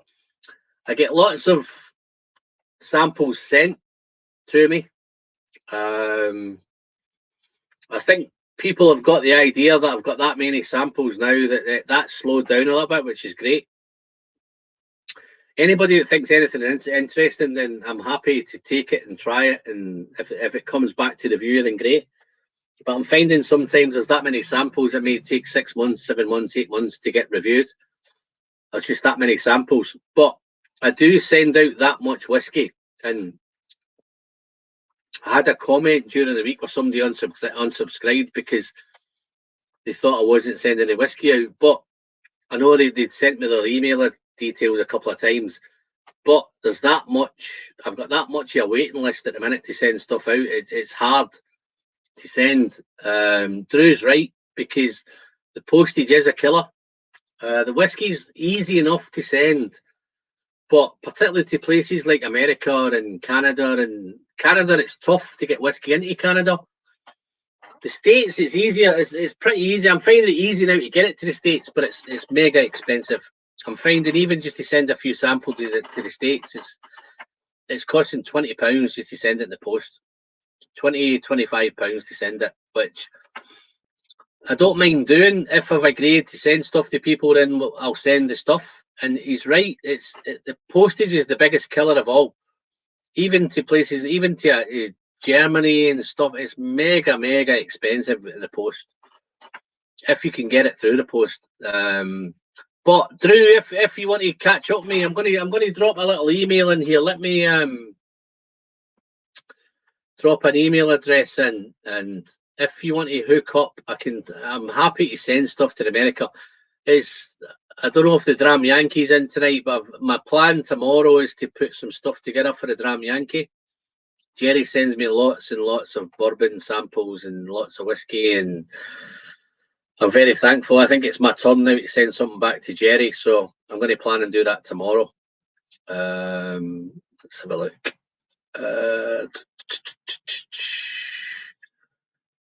Let's have a look. That's not the one. I think I've lost my link.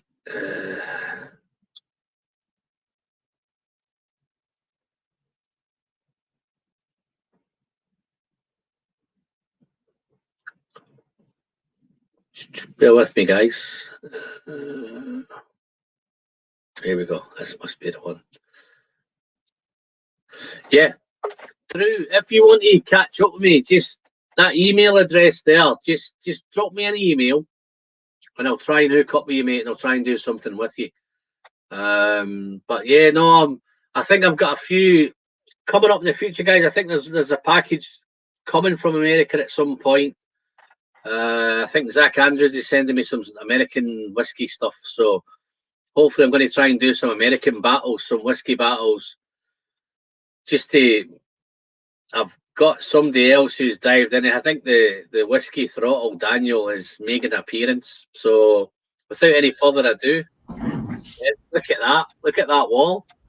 Oh. How you doing, mate? Hello there. How are you? I'm all right, mate. What are you up to? I don't want you keeping me on for fucking hours tonight. Listen, man. I didn't make you do anything. You got the leave or shut off button anytime you want. All right, I'm only going to pop around for a bit now, but All how right. you keeping, mate? Don't threaten me with a good time. You on lockdown? I am close contact quarantined or whatever they call it. Wow. Yep.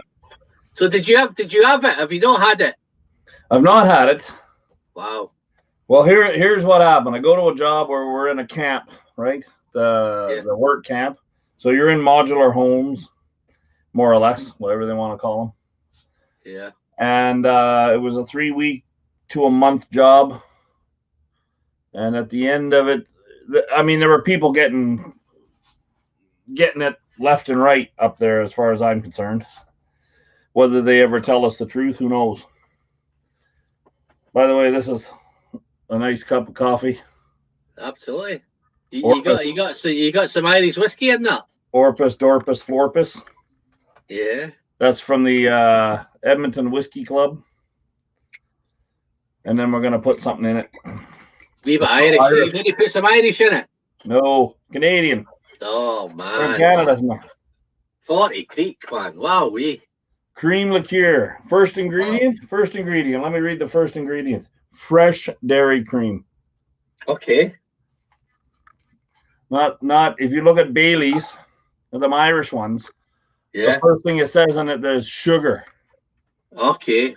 All right. Where's the camera on this? Daniel, if it's any consolation, mate, we like sugar. I'm sweet enough. I don't need any more. Yeah. Wow. Anyway, it's been a rough life. Wow. But anyway, we got tested before we left. Yeah. 3 of the guys tested positive. I tested negative. Amazing. Well, yeah, you've got close contact. So I got to do close contact. That was on the 28th. So it's been over 10 days. I have no symptoms. I got tested a second time. I was negative. So they have a rapid test. That takes them maybe 15 minutes to give you the information. Yeah. And so I did the longer lab test and was negative. But so why are you isolating for all them days then? What's that? What am I doing? No, but why are you to keep me in? Or if you have tested negative a few times, then why are you to keep me in? Because it could be brewing in me, just like my next sarcastic comment. Okay, no problem. Yeah. Oh. Don't you? Probably is brewing in you. No, I wouldn't say anything nasty. You're probably collecting it and sticking it to one side and saving it for a rainy day. I've got to use a little tiny pipette to stir my coffee. Okay. I don't even know where I got this pipette from. Look at that tiny little thing. Wow. Nice. Is that what you did your COVID test with? Yeah, I got my. No, yeah, that's it. Oh, it's a horrible test, isn't it?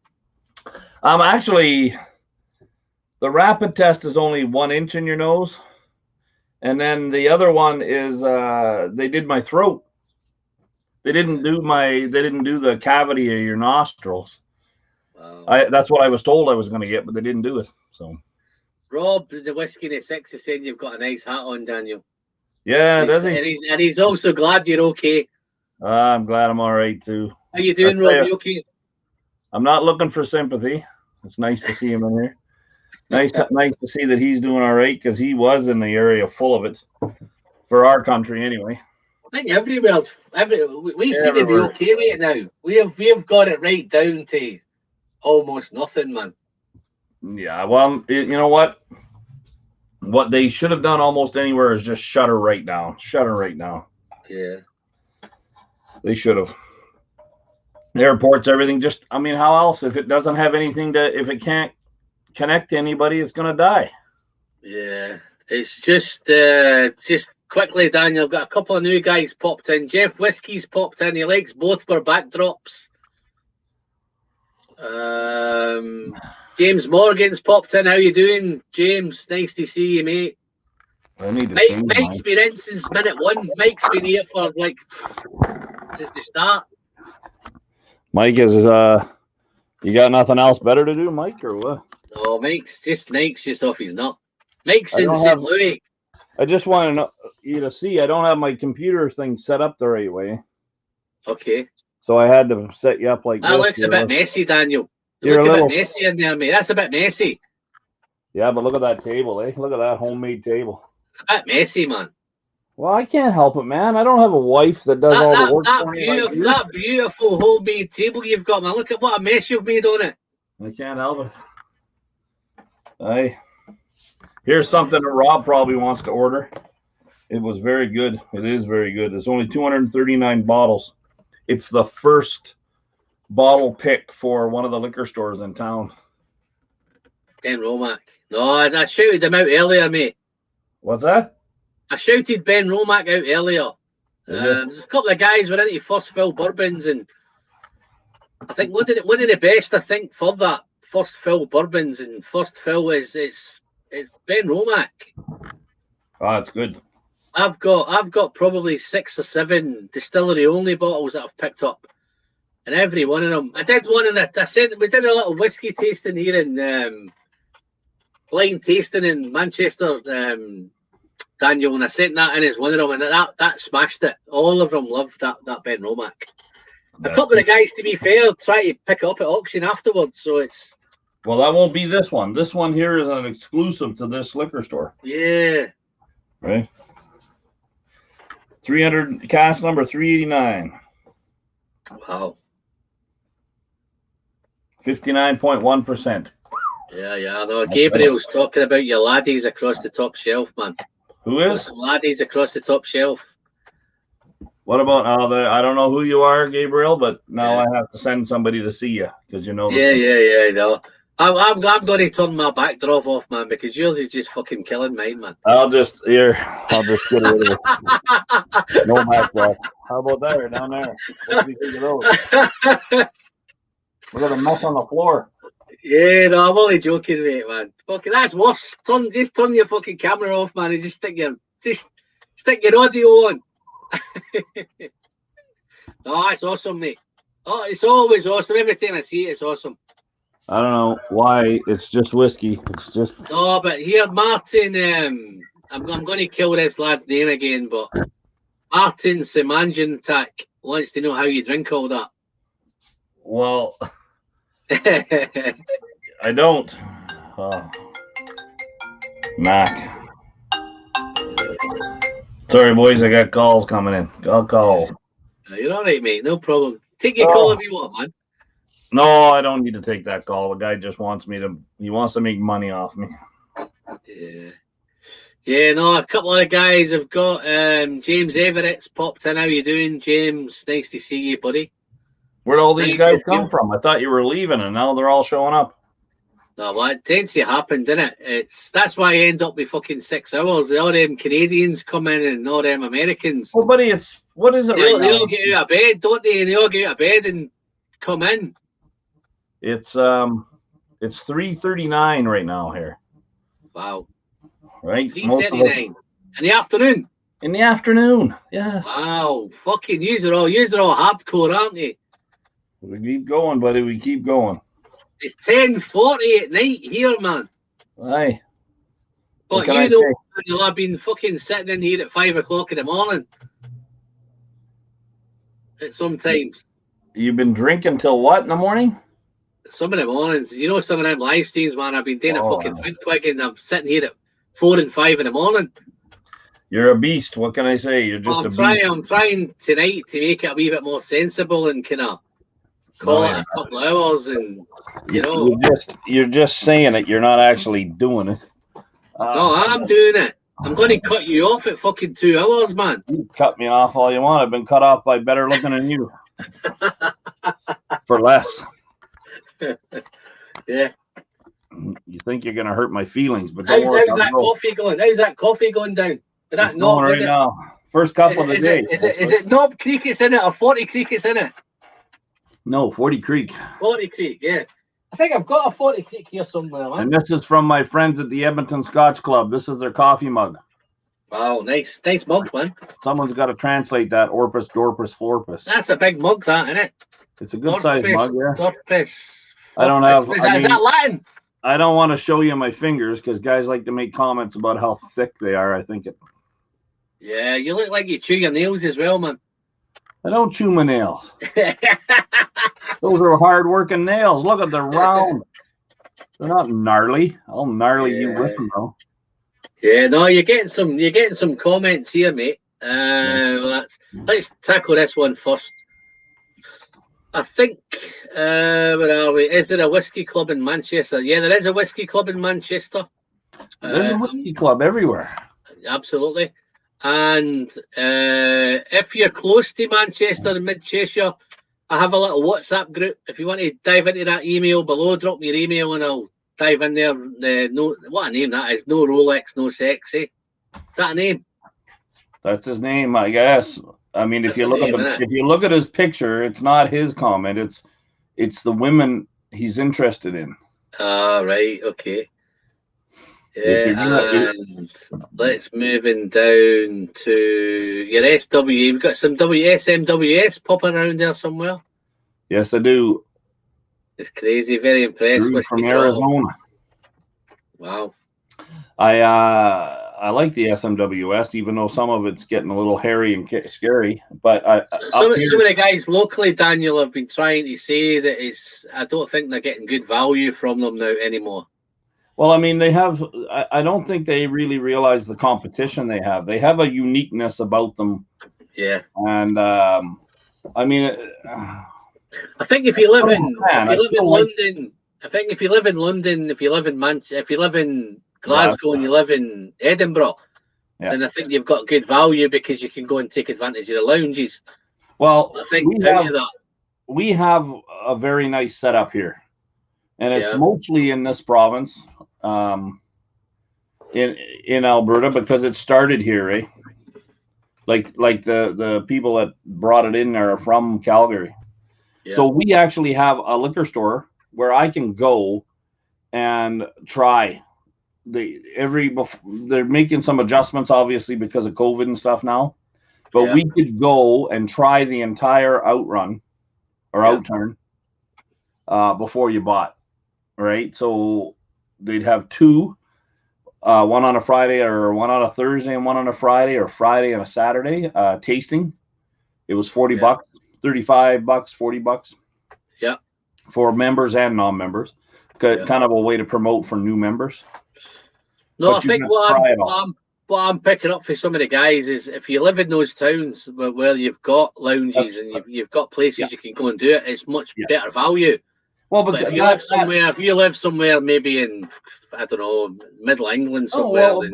But even buddy in Arizona, Drew from Arizona, he has to just say, I want that bottle and order it. So he's paying the price of the bottle. He's paying for shipping.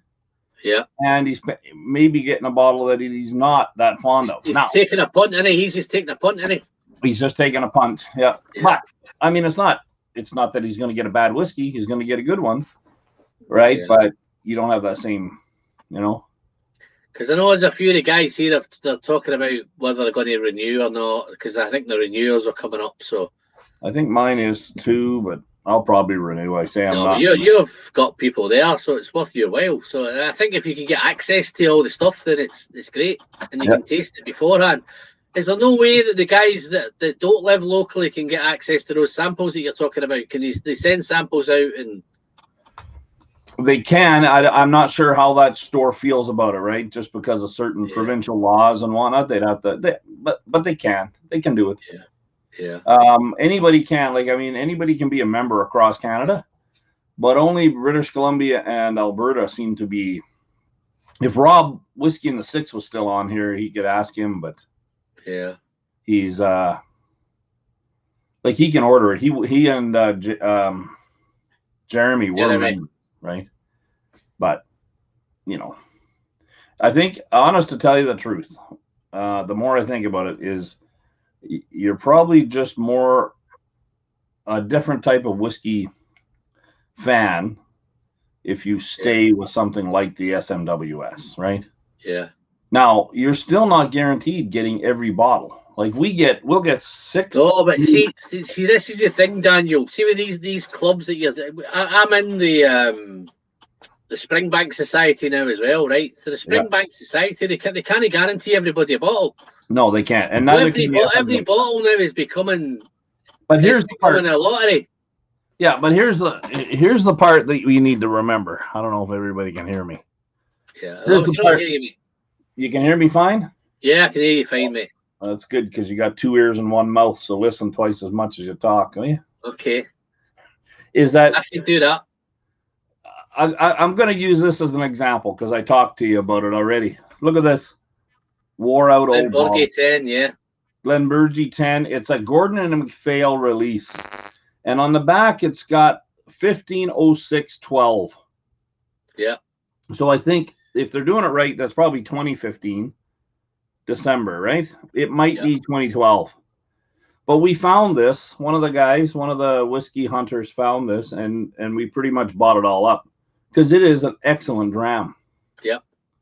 Right? I've got the 21. Is that Gordon and MacPhail, that bottle? Or is it just a Glenburgie? Yeah. And I want to show you guys what a Canadian Glencairn looks like. We'll give you an example here. All right. Wow. Okay. So it's in the middle of the afternoon. I'm going to pour a Canadian sample. Okay. Anyway, what I'm getting at, if you'll let me talk, it's almost like talking to Swami, for crying out loud. What the fuck are you talking about, man? That was a joke. I knew that. It took you a while to get it. Anyway, is if you can't get the ones that everybody talks about, like a couple fellas that you had on here. Oh, that's a nice musty. Oh, I like this. Because you know what? It's so unimpressive to look at. Yet it's so good. Oh, I know. I've got I tell you where I got into it. I don't know if Mark Slinger's still in, but Mark Slinger lives Glenburgie's at the bottom of his garden. Yes, I was on one of the shows when you were talking to him. But here's the thing everybody needs to remember. All whiskey is rare. Yeah. Just because it's this one here that Gordon and MacPhail put out, right? Yeah, they do a lot of Valentines. Yeah. This is only 40%, and it's got a nice hint to it. The 21's only 43%, and it's awesome, man. Yeah, it doesn't always have to have a high test on it. Yeah. But all whiskey is rare, and I hold on to this from an old Ralphie review when he still did it in his kitchen. Yeah. And it was a Johnny Walker Red Label. Yeah. Right? And what I got out of it is that all whiskey is rare because he had like a, 20 or 30-year-old bottle, never opened, someone found in the back of their deceased grandfather's closet when they were moving things after he passed away. And they gave it to him to compare with a modern bottle, a newer bottle. And they were similar, but they weren't the same. All whiskey is rare. The water changes, the barrel changes, the grain changes, the people making it. I'm going to get into something here with you, man. It's bugging me because my time's going to run out, man. But I'm going to get into it anyway. I might go over a little bit, right?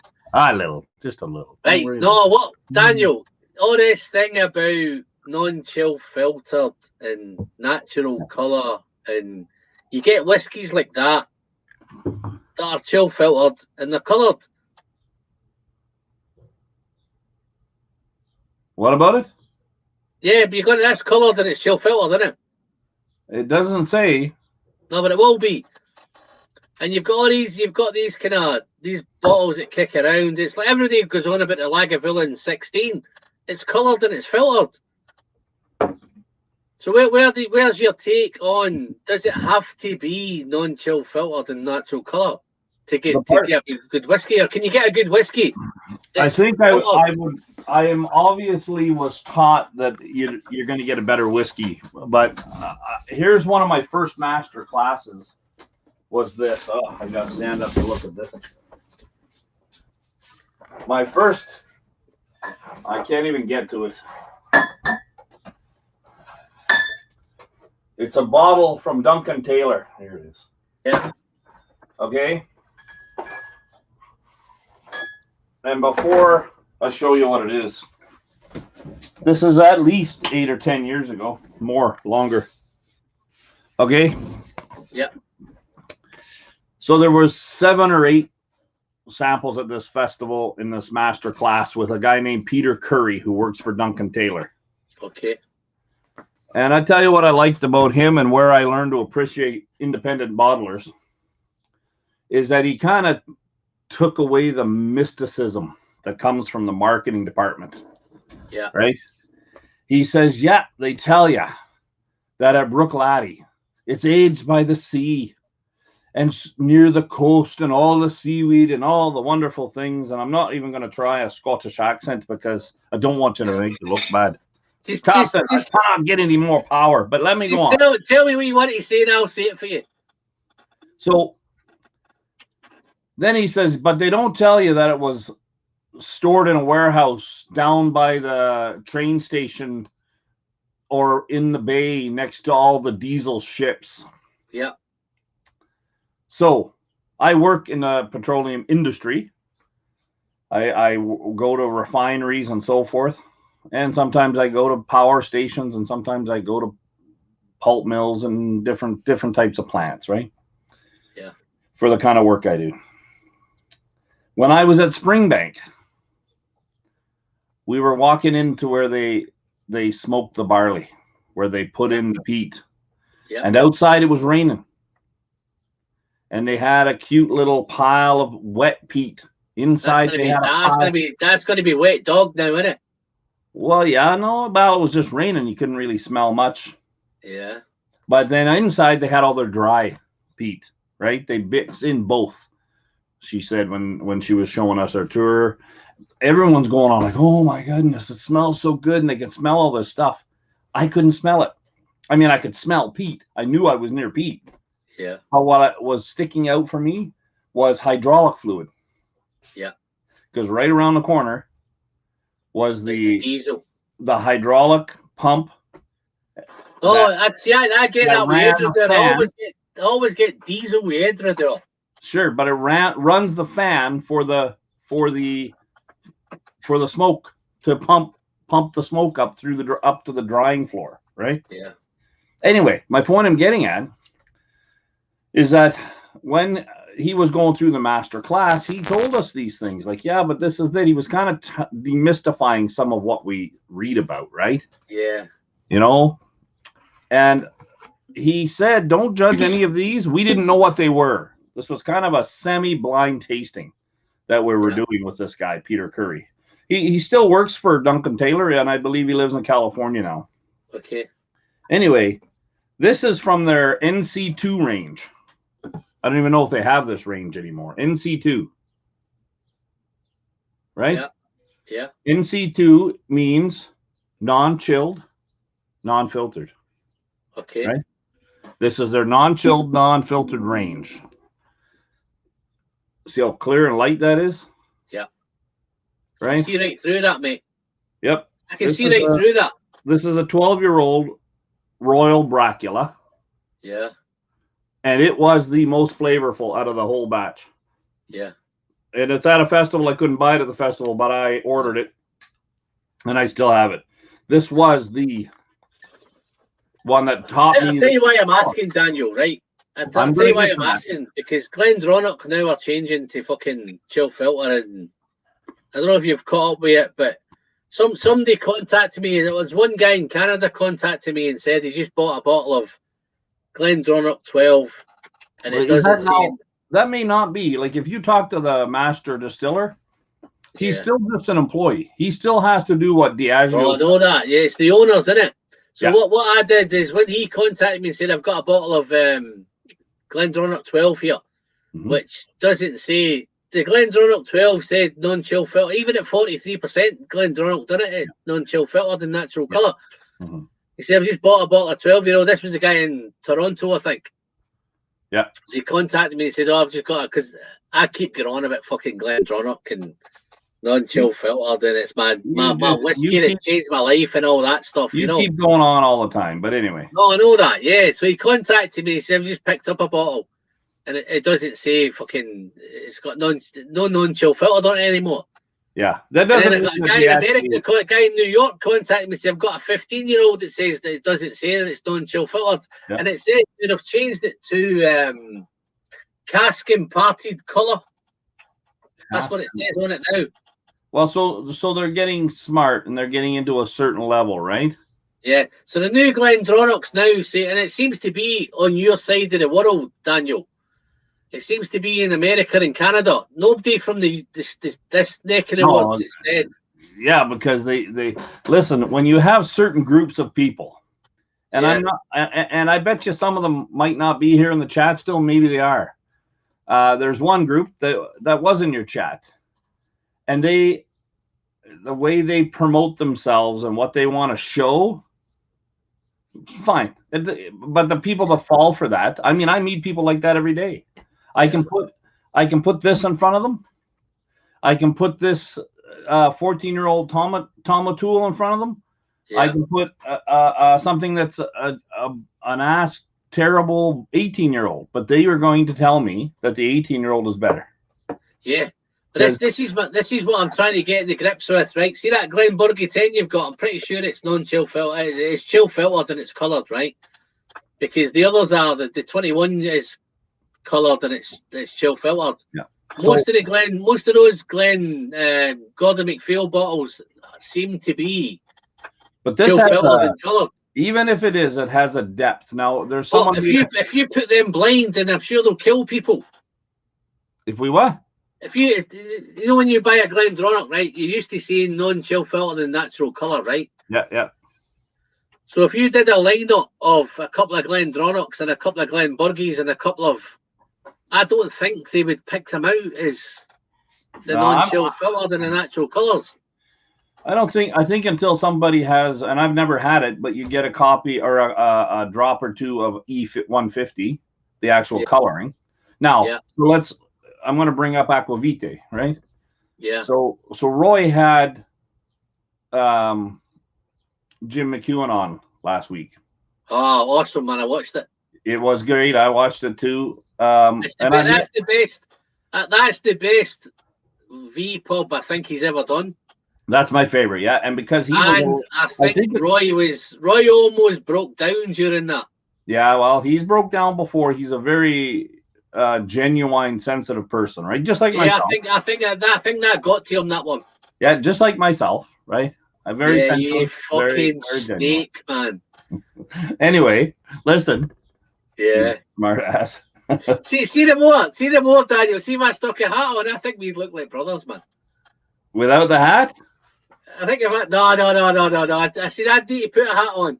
Let me see if I've got a hat. I got more hair. I'm almost silver. No, I've cut my hair, man. I'm almost silver. I can grow that hair, but I've cut it. You couldn't grow this hair. Look at this. Daniel, you want to see me fucking at the beginning of lockdown, man. See this here? Buddy, this is I haven't had a haircut for a month and now I gotta go. I've shaved my head twice. Yeah. Buddy, anyway, we're getting sidetracked here. Again, you get sidetracked. You're like a puppy dog. Oh, stick. Oh, ball. One moment. Let me get to this. Yeah. Let's get back to what you were talking about. Yeah. Well, no, the part that I will remember from that show was Jim McEwen saying that he actually wants to fight against E150. Yeah. He thinks it shouldn't be allowed at all. Yeah. Right. And so I've met him on 2 or 3 occasions. I have a beautiful bottle of DNA signed by him. It was my first bottle I ever got signed by him. I think my second bottle was a bottle of Yellow Submarine signed by Mr. McEwen. Yeah. And I have a different perspective because I actually, when I was in Scotland, I talked to some people and they had a different opinion of Jim, right? Everybody said we're all opinions, aren't we? Yeah, exactly. The point I'm getting at is that but the man's comment right then and there made me realize I like the fact that he will fight for, I guess, a purity in Scotland, right? If you just want alcohol to get drunk, there's alcohol for that. Right? This is the point I'm trying to make, Daniel, right? Particularly with Glendronach, right? Everybody that Glendronach's not a brand that's out there it's not supermarket whiskey, it's not something you would come across unless you were a little bit of a connoisseur, right? That agreed. You don't just come across Glendronach and you start buying Glendronach. I think once you start buying Glendronach, it's on the ethos that it's Billy Walker's baby back in the day. Is that Glendronach? That's Glendronach, yeah. That's the 14, isn't it? Yeah. Yeah, but I bet that says non-chill filtered and natural colour on it, doesn't it? Guaranteed. On the tin, Daniel. I know. I want to know if it says it on the bottle. It doesn't say it on the bottle. It says it on the tin. All right. So can you trust it then? Anybody can change the tin. Yeah, it says it definitely says it on the tin. Back of the tin. Yeah, it's on the front of the tin. Yes, buddy. But what I'm saying here is, right, people now, and this is where I think the owners have come in, because the owners have now said, Brown Foreman, I think they're going to turn that into fucking supermarket whiskey like Bowmore and all that kind of stuff. You'll be able to buy it anywhere, 40%. I guarantee you the 12-year-old will go to 40%. The 15 is now going to be fucking filtered to the death. That's what I'm thinking. It just seems to be you've got owners like I'm looking at these Glen Scotias I've done today. They've got it all over the bottle, man. Right? The only way to battle this whole thing is for people like yourself, myself, Aquavite. No, but we can't because it's the owners. It's like the football now, Daniel. So speak with your dollars, just like we've heard 100 million times, but we won't because you won't, yeah. There's too many people buying it because it's a trend. Yeah. So did you get into whiskey because it was a trend? No. No, you got in it because what? I got into whiskey because I drunk a bottle of fucking Glendronach 15 in a night with one of my mates, and it blew my mind away. That explains a lot. That's how I got into it, right? Because that whiskey just fucking changed my world. That Glendronach 15. Yep. Just pay attention to what the guys are saying in your comments. James Everett, no sex Rolex. That would be a better way to put your name. No sex Rolex. Rings better. No Rolex, no sex. No sex Rolex. No sex Rolex rings off my tongue better, buddy. Just saying, think it up, buddy. It's just a free tip. Next time I'm charging. No sex Rolex. Yeah, Dustin said it's in the supermarkets already in the States. Yeah, because, okay, I'm going to be controversial here, but you have a group of people down in Texas. Yeah. And the way they promote it, whiskey, only one of them, in my opinion, is genuine. Yeah. The other one is a showman.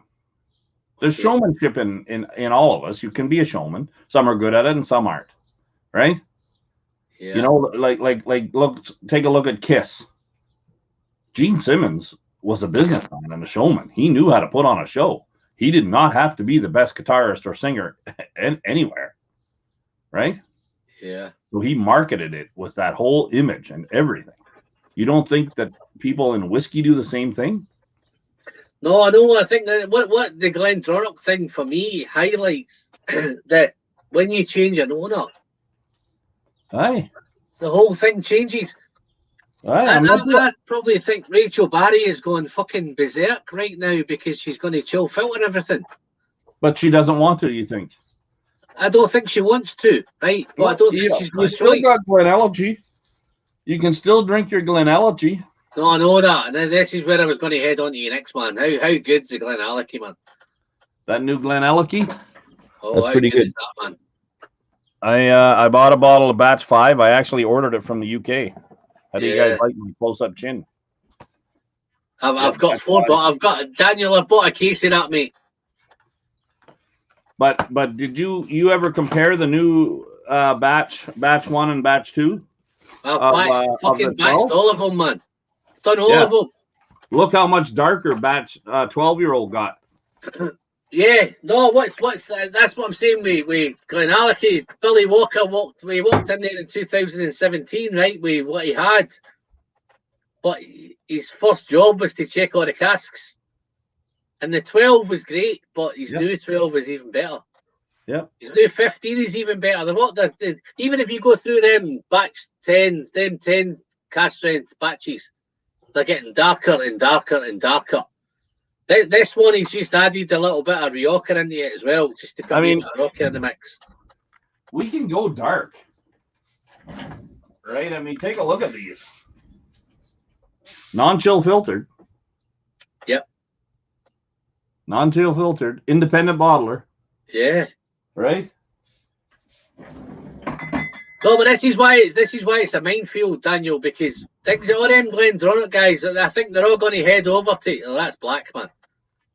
That's as black as molasses, that is.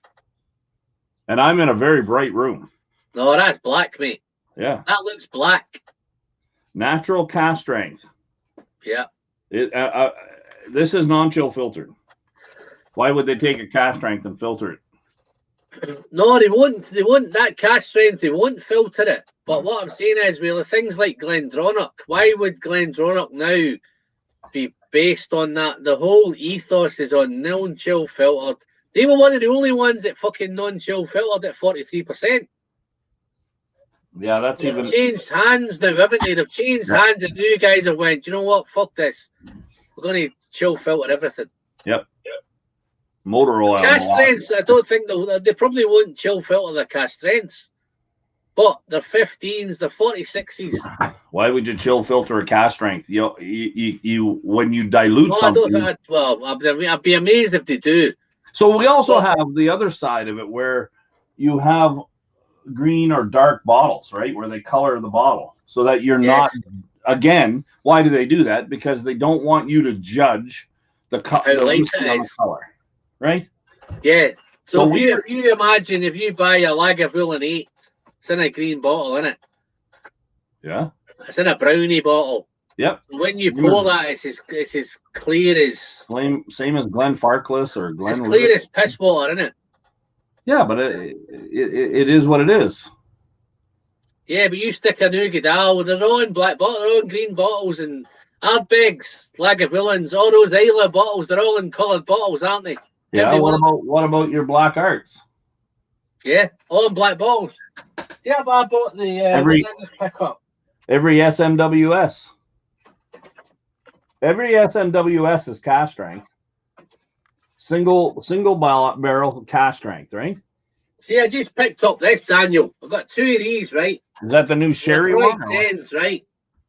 But look, they're in green bottles, man.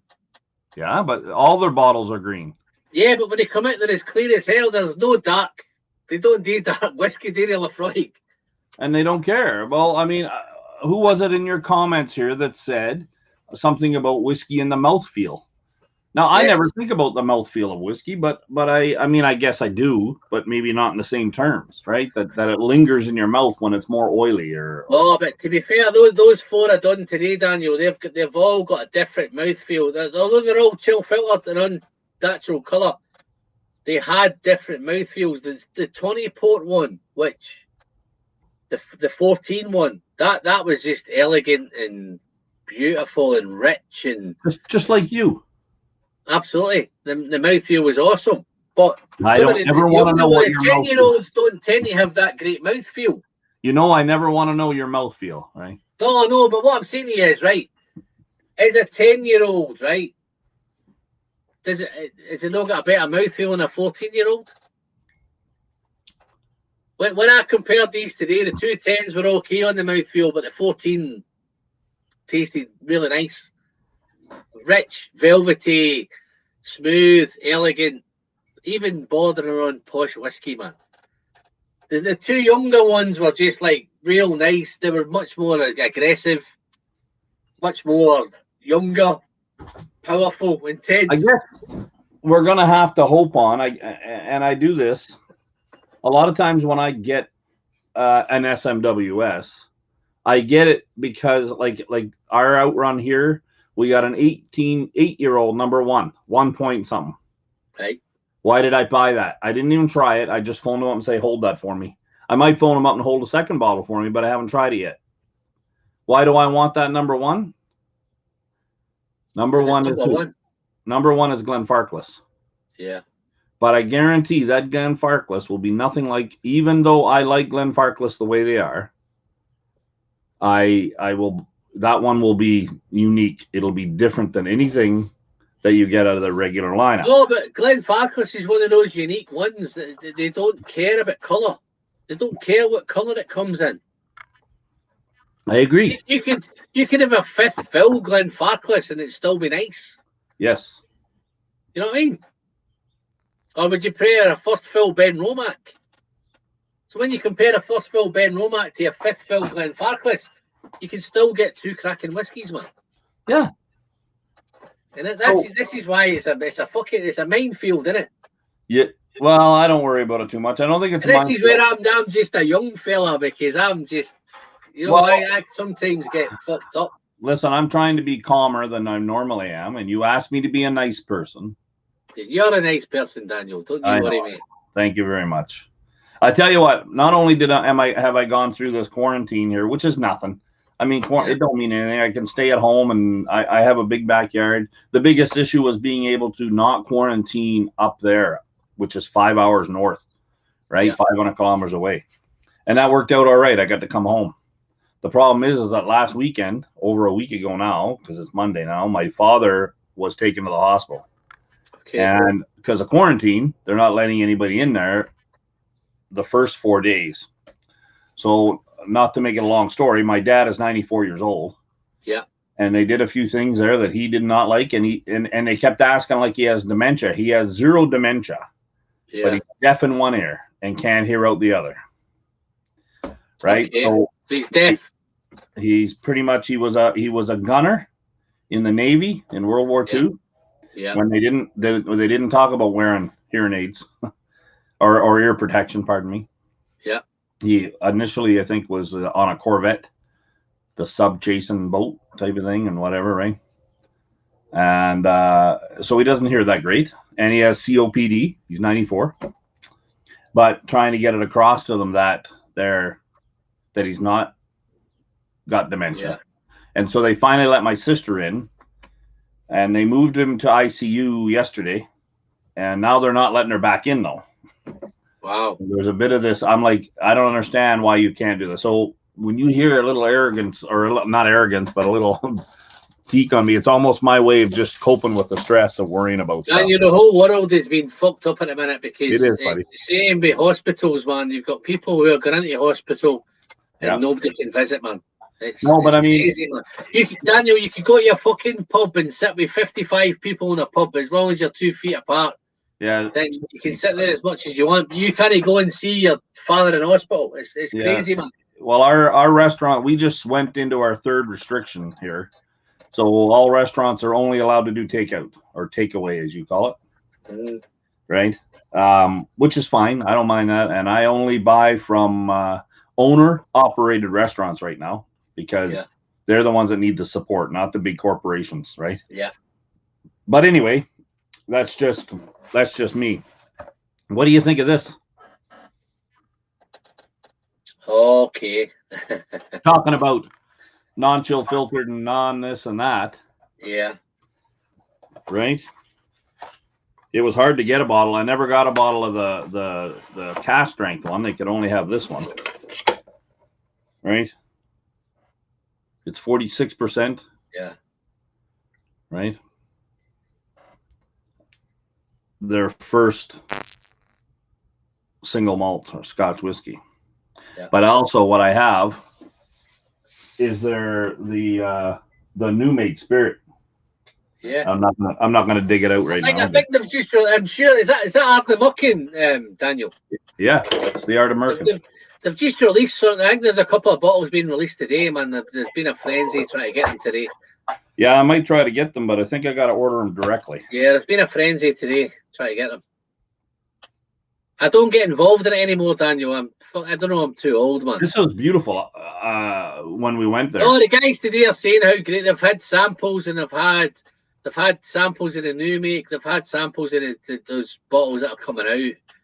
But it's like anything now, Daniel. The fucking collectors are going mental, man. Oh yeah, that's why I really am not doing it anymore. That local, we talked about that local barley early, man, right? Nobody fucking reviews that local barley because nobody's drinking it. I have some bottles, and I was buying it up, but then it just became a pain in the ass because so and so bought them all. They're all going out east. I'm like, so we make a battle here. We do it. Myself and a couple others, we do it via social media. So even I'll give you an example. That batch 5 Glen yeah, the cask strength 10, none of it came to Edmonton. It all went to Calgary. None of it came up here. So I'm surprised you've got it so early. Well, I got a friend. No, what I'm tend to find is stuff like the Kilkerran 8 tends to be like fucking 18 months behind before it hits America. We have to do it a different way now, right? Yeah. And that's okay. We'll do it that way, but that just means that like you just heard me say, I like to support local. But if you can't do it with Glenallachie, can you? Can I what? You can't do it with Glenallachie, can you? You've got to go to fucking here to get it. You got to come to the UK to buy that Glenallachie and then ship it? Well, we got the Glenallachie, but batch 4 was here, but it never came here. It went to Calgary and British Columbia. Right. Okay. Right. So I take it you've got contacts in British Columbia and. I don't know who I got, but I will send a message to you have to do it in a certain manner. So if you're in the US, right, every poor people in the US, every state has its own state law about liquor. Canada, each province has its own state, right? Or provincial laws, right? That's why you'll hear Whiskey in the Six talk about the LCBO, excuse me, versus the Alberta Liquor Board, right? Yeah. And that's fine. They all want their share of the tax. That's all it is. Yeah. Right? The guys. That's the other thing that Jim McEwen was on about was the tax. Mm-hmm. That was on the whiskey. So he reckons that the tax is just killing whiskey. All that shit that you've got in duty free and the stuff that's bought for duty free, and it's not even decent fucking whiskey, and it's not even cheap because I bought this 2 years ago in Glasgow Airport in duty free. Yeah. I bought this one, and I think I bought this one. Oops. Oh, don't break. I bought this 8-year-old. Yeah. Why I bought them? Because they were both 50% alcohol, and I knew them. And the guy, once you got somebody that worked there, that got to know you a little bit and realized you weren't just somebody trying to buy a bottle for their grandfather. Yeah. They were okay, right? They were all right. They let you, he showed you a few things, and he threw a couple extra little nice surprises in my shopping bag when I left. So they know the person who is informed and one who's not, right? Any of those. And in Glasgow Airport, when you walk, you can't get to the terminals without you're standing there, and those people that work at the shops, they have to stand on the edge. It's like going into Las Vegas and trying to walk by a strip club. There's somebody there. Come on in. Right? Not that I've never been to Vegas. I've just seen it in the movies, by the way.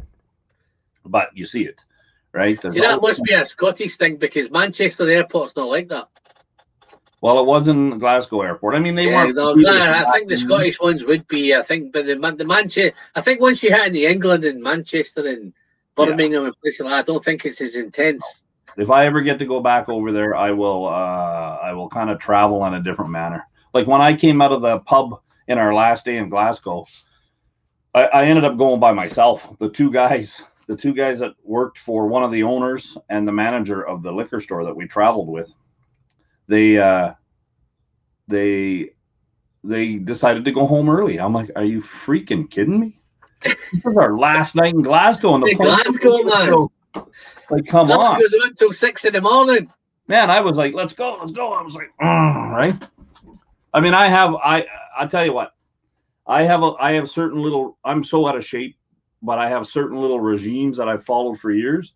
That's why I think that out of all the guys that didn't get the COVID, and the other guys, they call me Mushroom Boy because I take a spray with me that I've had since I was an apprentice for like 20 years.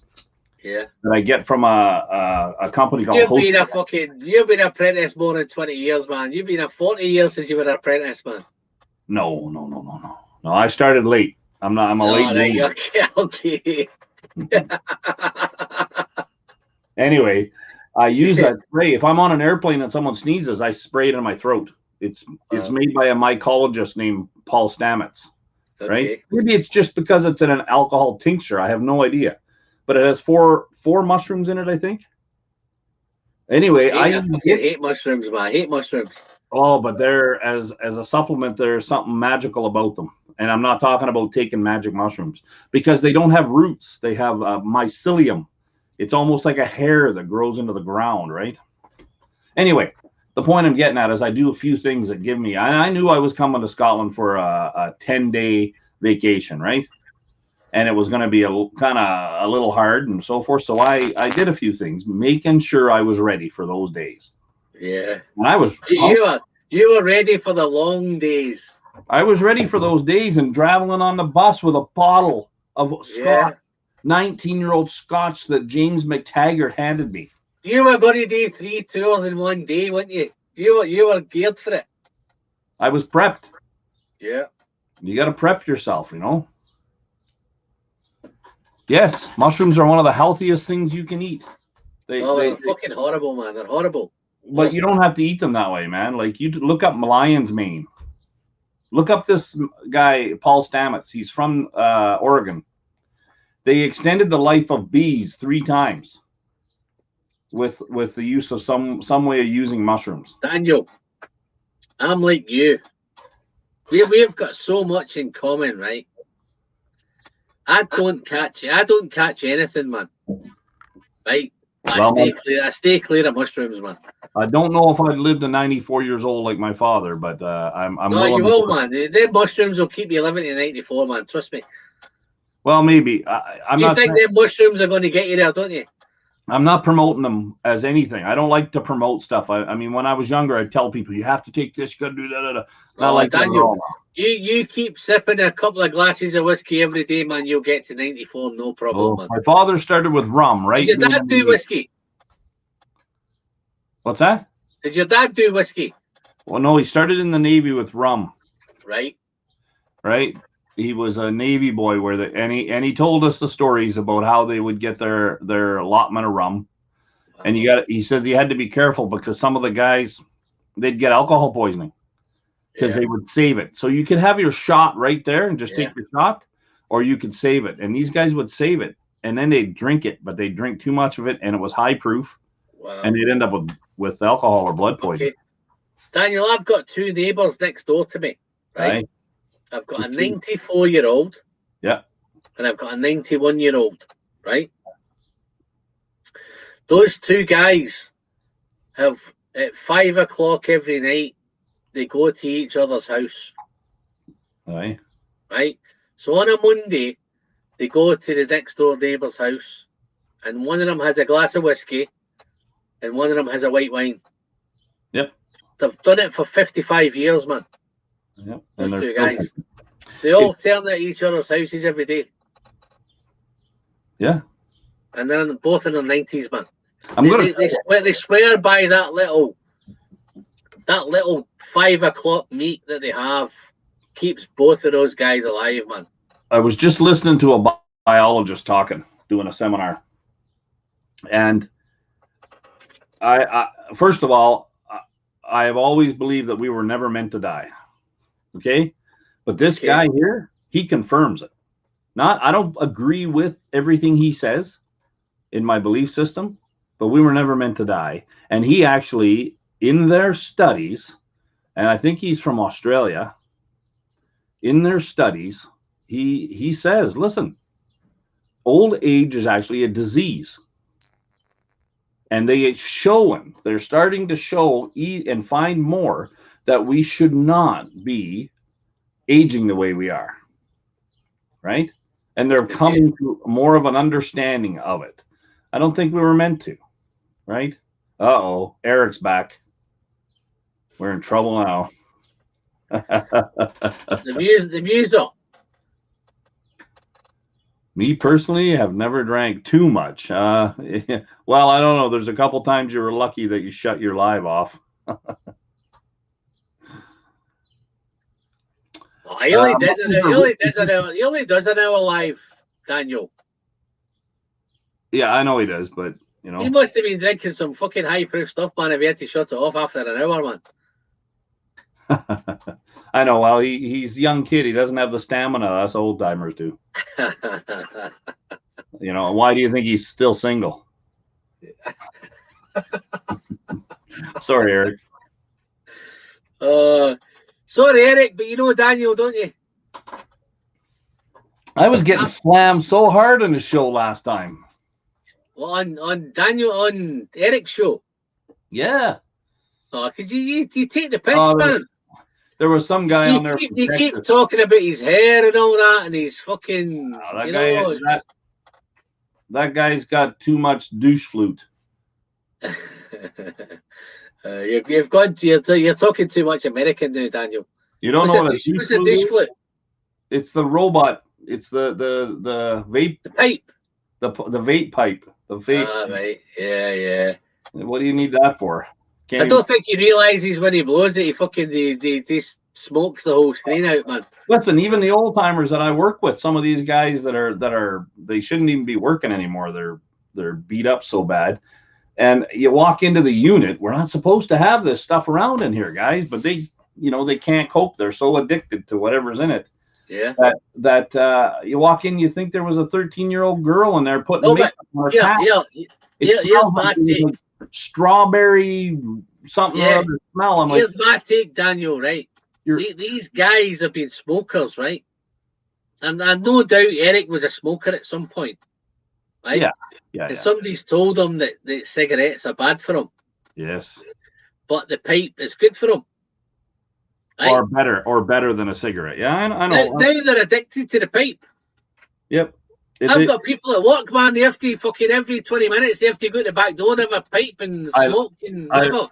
I've worked and been around guys like that all the time. They'll quit whatever drug they're on and switch. Yeah, and move to another one. They switch to something else, such as gambling or whatever it may be. It could be coffee, but they have to replace it with something else. When my dad got out of the Navy, he told me the same thing. He had to change from certain things because he was only 15 years old when he joined the Navy. Send Malt. Eric wants to come in. Does he? Yeah, he does. Eric, I was fucking going to call this a day at fucking 2 hours when I'm new in 2.5. Suck it up. Fuck's sake, man. Here, just a quick one, right? How's that Glenburgie tasting? It's tasting good. As a matter of fact, I'm just going to pour some more into this Glencairn, Canadian Glencairn. This is actually not a Canadian Glencairn. So we had an organization here. That looks a wee bit bulbous, that one. It's a big one. But they had one. It was called... What they wanted to order, the girl's name, they're not around anymore, is thank you, no sex Rolex. That's what I'm going to call you from now on. No sex Rolex.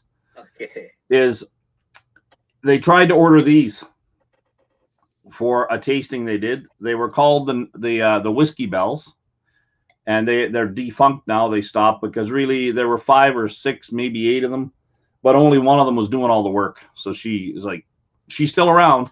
You can look her up. She's way more knowledgeable about whiskey than most people. She's called Black Cat Whiskey on Instagram. Black Cat Whiskey. Check her out. Anyway, this is what they tried to order from some supplier out east, and they ended up with these. So I took one or two. I broke one, unfortunately. Eric, you wannabe. What's going on, buddy? Just drinking an old Glen Burgie that I found dirty on a shelf. I'm drinking some whiskey from your neck of the woods, brother. Oh, is that Lot 40? I wish. It's a Canadian Club 43. I don't think I bought that one. Yeah. Neither did I. It was sent to me by Food Quig. Yes. I'm going to pour some more Glen Burgie. How you doing, Eric? You okay? How you doing, Alan? Nice to have you in, buddy. Nice to see you as well, brother. How are you? Yeah. How's the move going? What's that? How's the move? You ready to move? When you moving? Oh, man, it's almost ready, buddy. I'm leaving Saturday. I got most of my stuff is packed up. That's why I don't got my whiskey here anymore. I just have a couple bottles sitting around that I decided to keep for, the week. The rest of it's en route to Chicago, man. Who's moving you? You getting moved by the company? I paid for a company to move me. Oh. Yeah. So I missed why you're moving. Well, well, anytime it starts with well, I have no reason. I have no reason to stay here in Philly. Yeah, Oh. He can't move around as easy as he used to, Daniel. He's a bit spotted now, man. He needs to get out of town. Yeah, something happened. It's probably starts with a court order. Look, man, the lawyers are just knocking down my goddamn door. I got to get out of here. No, I'm from Milwaukee. I got a ton of family in there, so Chicago's only an hour away. I've been out on the East Coast for 5 years. I'm ready to go back home. You ever drink any of that beer? What's that beer? Schultz. Schultz? You never watched Laverne and Shirley? What is it? It's not I've seen 1950, bro. Huh? Schultz? Are you talking about Schlitz? Schlitz? What was it that they worked at? They worked at a brewery. Yeah, they worked at Schlitz. Yeah, Schlitz. Oh. It's the middle of the afternoon. I didn't want to take a chance saying that word wrong. I already got no sex Rolex wrong here, so. Anyways, yeah. So Chicago, I got a bunch of friends there. It's close to my family. Why not? New adventure. I've been out on the East Coast for 5 years. I was in DC and in Philly here for 2. So I remember when you started your channel. I think you just moved. Yeah, I was in DC. Moved, didn't you? Yeah, I was in DC. Well, I've been there for about 2 years. So you're going back to live with mom and dad? Is that what you're saying? Yeah. Did your mom keep your old room or what? Yeah, she did, man. I got my Nirvana posters on the wall still. Daniel. Yes, Daniel. Don't we look so much taller than Eric? He does right now. How tall are you in person? I'm just a short person. Eric looks like he's just popped off this set of Game of Thrones or something, didn't he? Yeah, you're right. This is a little awkward. You're right. Here, I'm gonna 4 in real life, so this is actually really hilarious. Look at this. I'll give you something to look at. That'd be a first. He's showing off again, man. Oh, is that a dream cask? He's showing off, isn't he? That's a Hibiki, isn't it? Is that what that is? I can't see it from here. Hibiki. Whatever it is, I'm sure it's too expensive. Japanese, man. I'm sure he's showing a bit of Japanese off, man. So, Alan, I'm drinking a bunch of samples. I decided this is the perfect time to go through a ton of my samples. Have you had any of these Glen Scotias? Yeah. Festival bottles? Yeah, I've had the Tawny Port and the Bordeaux. Yeah. Tawny Port's my favourite. What's that? Tawny Port's my favourite. Yeah. I agree with you on that. I mean, honestly, I still think the 15 is the best Glen Scotia I've had. I love that 15 is near perfect for what that's my everyday stuff, man. I do Yeah. that every day. It's fantastic. I think Daniel's went for a shit. Oh, he's got a bit of Wiser's 24 there. Look, he's got a bit of Wiser's 24. Actually, shit, I got a Wiser's right here. You cast drink 22. 2. I'm gonna do this Yeah, one that's next. the new one. That's the new one there, young punk. Did he? Yeah. Quig sent me a whole box of this stuff. Yeah, that's the problem. You were saying it already there, Alan, is that we keep getting samples given to us. I mean, I want a sample kit from the SMWS. I think I've touched 2 of the samples out of it. Myself and Josh, Know Your Whiskey from Instagram. Josh and I were at an appreciation day, and there was a contest going on. And all these guys that knew Josh and I from social media were following us. They were kind of annoying this one couple. And oddly enough, I won first place and Josh won second. So what they did is the manager of the liquor store took an old bottle with the old logo on it and whatnot, and he cleaned it all off, because he saved these bottles. He cleaned all the decals off, and he used them as water bottles to fill up when we were having tastings. And he took one and he refilled it with the bottle, and we had to guess what was in it. Okay. And whoever came the closest You have to guess them anyway, don't you? Oh, you don't have to. You can find out. Like here, I'm holding a 27-year-old Glen Farkless in my hand right now. Because you just go to Whiskey Portal, or the guys I go to their website is that 01? Is 01 Glen Farkless? Number 1 is Glen Farkless. So this is the number 1. This is 1.179. So you know what that means, right? It's the first distillery they ever got it from. The first distillery they ever got a cask from was Glen Farkless. This is the 179th cask they've gotten. Wow. But here's something that George S. Grant told me privately. I watched your interview with him, man. You did quite well with him. Thank you. Not too bad. The lighting was terrible, but I'm not the best at lighting. It was a cool watch. I wasn't worried about the lighting. I'm not a fan of lighting. I'm more a content guy, Daniel, rather than a lighting guy. Good. I didn't make out anything you said. Do you speak English over there?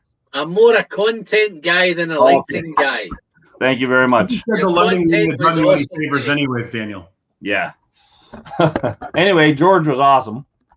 And I'd met him a couple times before, and I got him to sign some bottles that I didn't think I'd ever get him to sign. But he told me this. I have never sold a bottle to the SMWS. Okay. So he has never sold a bottle to the SMWS. Well, who has then? Yeah. That's right. Who has? Somebody else has bought in a bottle or a barrel from SMWS. They've sold it. And then they resell it through a broker. Right? Douglas Lang might have bought a Glen Farkless cask and sold it to SWMS, haven't they? This bottle here, I mean, I had this in my hand. I drank out of the barrel that this bottle came from. Yeah. Jesus. Right? In Scotland. And then the liquor store and the manager and whatnot, it took a while to get the owner to think about it. But he bought this entire blended grain, right? But this is, I believe, I'm going to have to look at my notes again. I'm getting old. I can't remember the stuff I did that I like doing so much. I hope you have digital copies of your notes, because looking at that whiskey collection, man, you got to have a stack of notebooks. No, but I have a friend of mine. He works actually for the government. And he comes over. He says, I feel very claustrophobic in your house, except the whiskey room. He said, we need to make an Excel spreadsheet. And I have a little experience with Excel. You know how to use Excel? You know what that is? It's a Microsoft. Excel is. I have to use it. Early 90s. I am able to make it work. What is what? I said it's a Microsoft product. Came out in the early 90s. You would do well. Do you know what Control Squiggly does? Control Squiggly? Yeah, why don't you just shut up and keep drinking your Canadian whiskey, all right, punk? You don't even know what Control Squiggly does. You want to tell me how to do it? Yeah, just show up, you little midget. You're such a tiny little fella. You want me to lower my seat? Is that better? I'm from Milwaukee. I mean, dude, you're from Canada. Oh, wow. Paddle faster. I hear the banjos. Oh, Don't even man, get started. I had to come on your show and stand toe to toe with that moderator of yours from Texas. Who's moderator? Yeah, he got. Look at him. You got a moderator, Eric. You got His his moderator. Have you got a moderator? Daniel, ironically, man, he's the biggest troublemaker of the channel. I'm the funnest troublemaker, you mean? Oh, I gotta go. Guys. This is what everybody wants to see, man. Fucking, they want to see a kickoff, man. Kickoff. You got a moderator, Eric. Who's moderating your channel? Oh, just a couple cats, some Patreon supporters. I mean, I really don't need it. I mean, I'm not at 1,000 subs yet. I'm at like 800 something. So, but they've been supporting the channel for a while. So, threw them the wrench. Because you never know. I don't know if I've said this story before. I might have said this story before, man, right? Do you ever remember a guy, the Bourbon Professor? Yeah. He had a channel for a little while. I remember watching him. He did his first ever live stream, right? And it might have been Daniel that was in. There was a couple of us. There was only 2 or 3 in a live stream. Yeah. On his first live stream, and he got a guy. Some guy came in and he says, "Look at you, man. You're a fucking sex pest, and you look like you fiddle with kids and all sorts of stuff, man." Right? But he was so engrossed. He was so engrossed in his first live stream. He missed all the chat, right? Like I do. I missed loads of it, man. Right? He's chatting away, and this guy's in the chat. There's only like 3 of us in the chat, and this guy's going, "You fucking kiddie fiddler," and "Look at you, you're a fucking sex pest," and all sorts of stuff. I wouldn't even repeat that right now. Eh? I wouldn't even repeat that right now.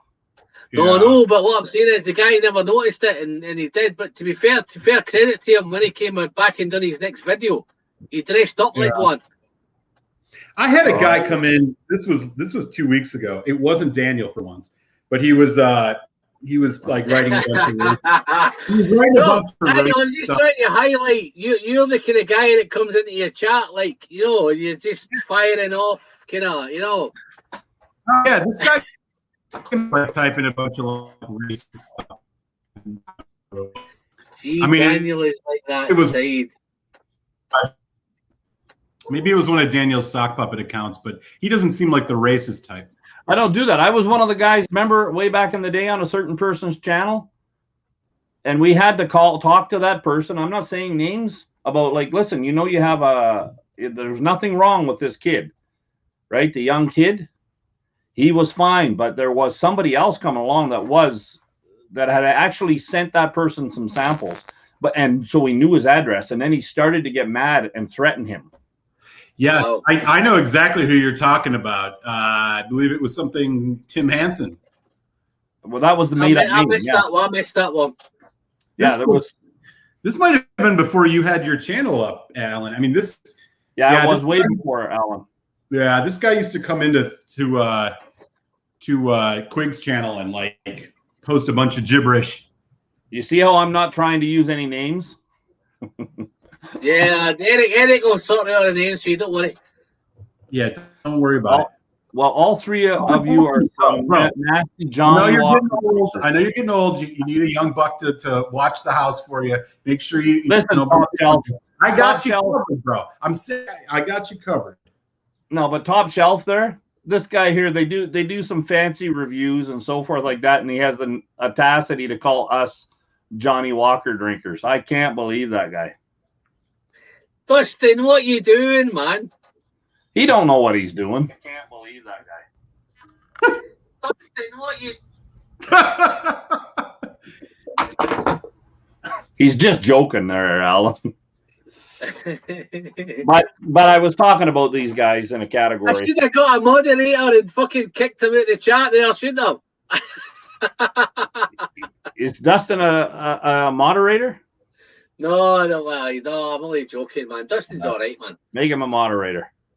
Yeah. Yes, Dran Yankee, it is called the tilde. So if you go control tilde on an Excel program, ask Eric what it'll do. Do you know how to do a VLOOKUP? Yep. You do? Sure, I go to YouTube and type in VLOOKUP. How do I do it? And YouTube tells me. You should also type in YouTube. You should type hoarding. What is it? And then you can find out about the. But there's a difference. Look, everything here is on a shelf, and I can walk around the room. Yeah, I saw Alan. Alan was showing your table. It looked like you had a little business going on there. He's got a nice table, man. He does. I needed to move this off the floor so I can walk around. Top shelf, you're doing a great job at assaulting. There you go. VLOOKUP. So top shelf, they must be computer or office people. There you go. There's a local college up here. They want to charge you $9,000, and they'll basically train you how to be an office person. I'm like, $9,000. I thought it was funny. What do you guys know about this? Let's talk whiskey again. Yeah, let's talk whiskey, man. We're getting a bit off track. I don't know anything. 21. Wow. It's cheap. It's actually not expensive. It looks like an old bottle somewhere. It looks like an old 80s bottle. Is that a current bottle? That? Wow. It looks like it, but it ain't. A grouse bottle.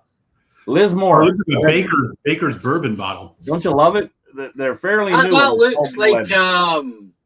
looks like an Edredor kind of Cisco bottle. Yeah, same bottle, same stuff. Yeah. Big heavy bottom, kind of like the girls I date. Yeah. It's like an Abisco bottle, isn't it? The kind of girls that Eric Malt Muser wishes he could date. Oh yeah. Anyway, that's owned by somebody that.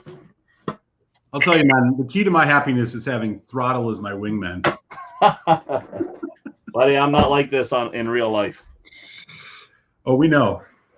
So, were we talking about the marketing and how we were going on about E51? Yeah. But what about marketing itself? This is partly what I was trying to hit out earlier. I think that here's some marketing for you. When it comes to marketing, right? He's got a marketing bottle there. He's got a Lagavulin. I mean, you want to talk marketing? Here we got. Yeah, that's a marketing bottle, right? It's a Lagavulin 11-year-old finished in Guinness casks it's part of the Nick Offerman edition. The U.S. release only. I bought it strictly because I was like, ooh, new Lagavulin. I didn't expect much, but I'll be honest, it's actually quite good. They did a really good job with it. Daniel's going to pull out a Lagavulin. I'm going to pull out a Lagavulin you guys probably haven't tried. Comes in a colored bottle, though. Oh, yeah. Is that a private cask? Oh, geez. Oh, nice.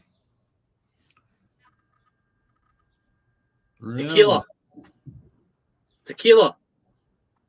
Yeah. You've filled that one before, Daniel. That's a repeat bottle, that, man. It doesn't matter. It shows you marketing. Finished in. You've filled that one before, man. Finished in Lagavulin. Yeah. Yeah. Wow. Well, there's a tequila company. It's like Corazon, I think, and they have a whole line of finished in Pappy Van Winkle bottles, finished in George Stagg bottles, finished in whatever. And they charge a pretty penny, and I think it's just a reposado too. It's not even like an older. They have older ones, but people are more after their bottle than their actual. Well, yeah, exactly. Here's my take on marketing, right? Here's my take on marketing. Glen Scotia have just fucking completely changed their whole ethos of non-chill filter, natural colour, boom. Brown Foreman's went, fuck it all. We've got to change it. Yeah, I'm already starting to see. If you have to change the master distiller, we'll change them. If Rachel Barry went, no way, they just sack Rachel Barry and bring in somebody else. Fire. Right? I'm already seeing those, Alan. I was in a whiskey shop. No, but we're already seeing the. Everybody knows that there's marketing involved in every bottle of whiskey now, right? But for a whole distillery to change its whole that's what their reputation is built on. And they've just said, you know what, we can change that. We can remarket it. We can market it to the masses. We can send it to more people. Dustin That's wants what to. marketing is, isn't it? Dustin's one of them guys. Marketing The older it is, the better it is. He says there. I can tell by the way he's going. Poor Dusty. He wants you to pull out a 37-year-old. We're already seeing those new Glendronics with the chill filtering on the shelf in the U.S. Sure. I was in the shop this weekend and they had it. Oh yeah, they're only in the U.S., Eric. They've not landed in the U.K. yet. What a bummer! Look at the reflection on there, so you guys look at what you look like. There you go, Dusty, the oldest I got.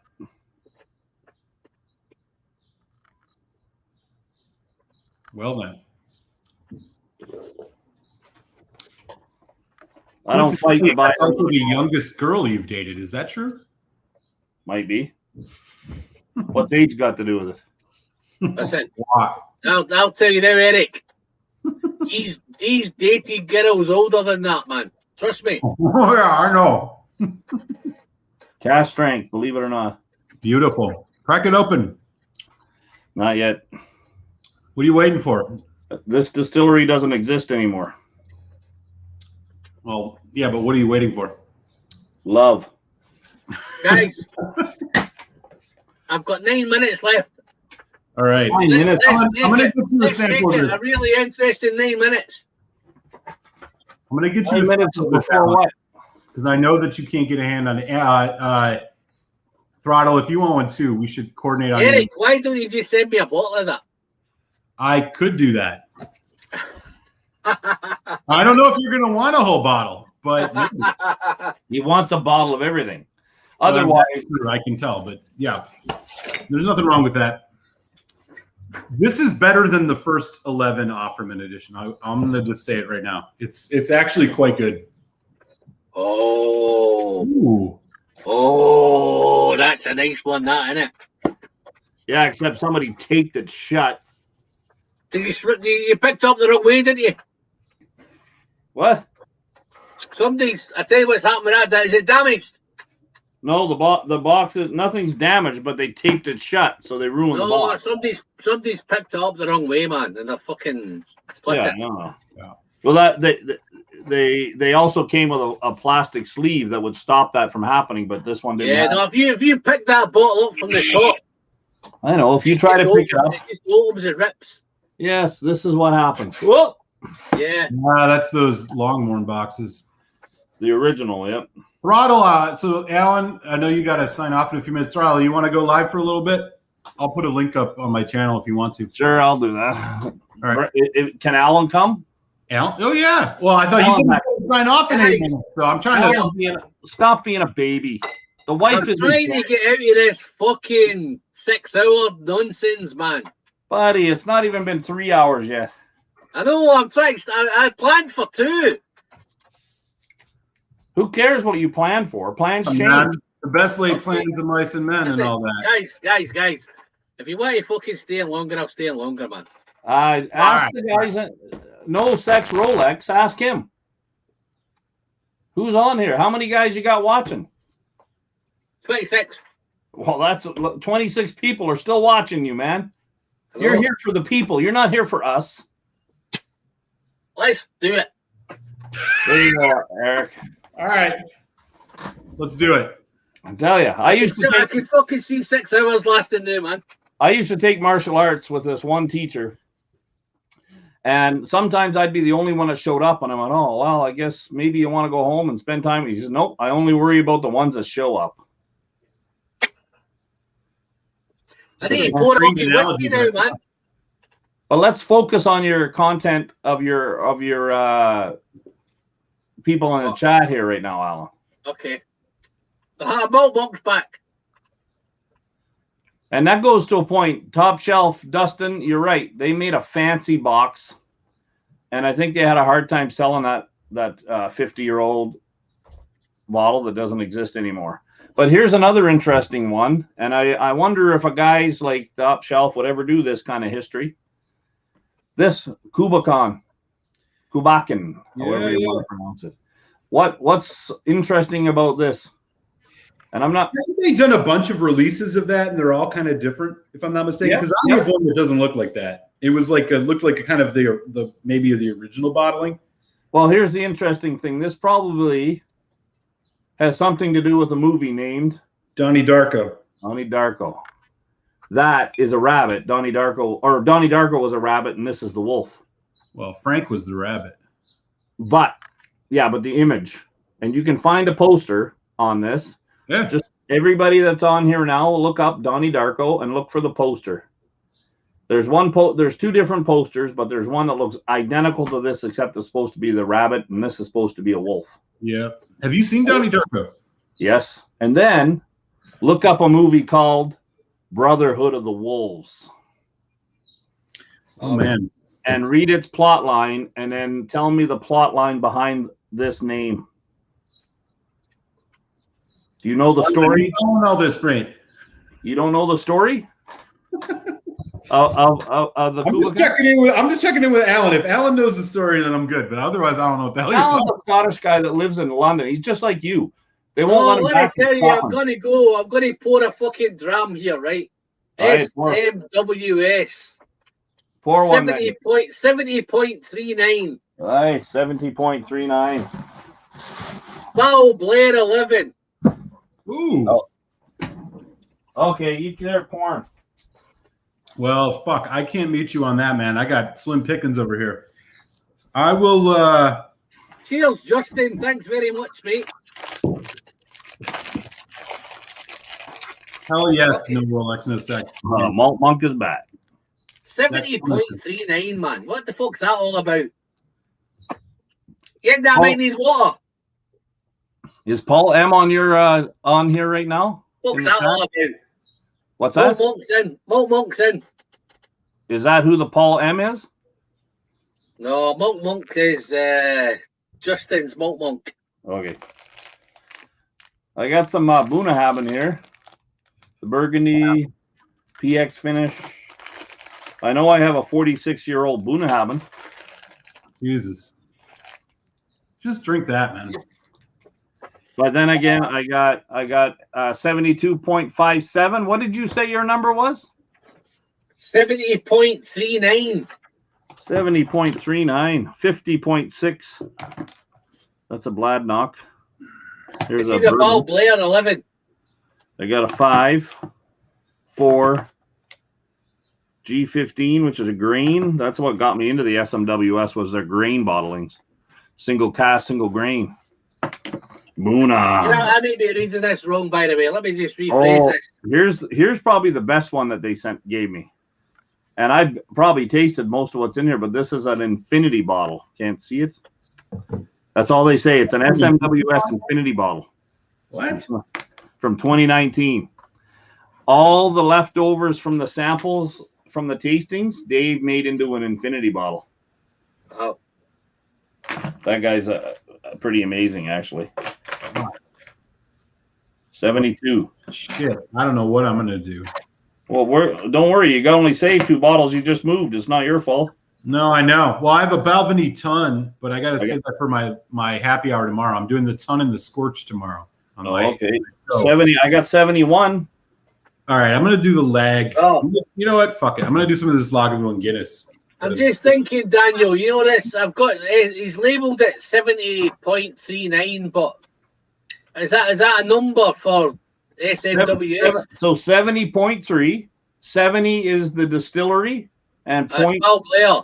0.03 is the third. It's the third bottle. Or third I've got 39, so it's a 39th bottle. But looking at the further down, the ABV is only 57. It's not a 70 point fucking. Well, then it's not. I thought he was saying it was 70 ABV. I was like, Jesus. No, it's 70 is the distillery, I think.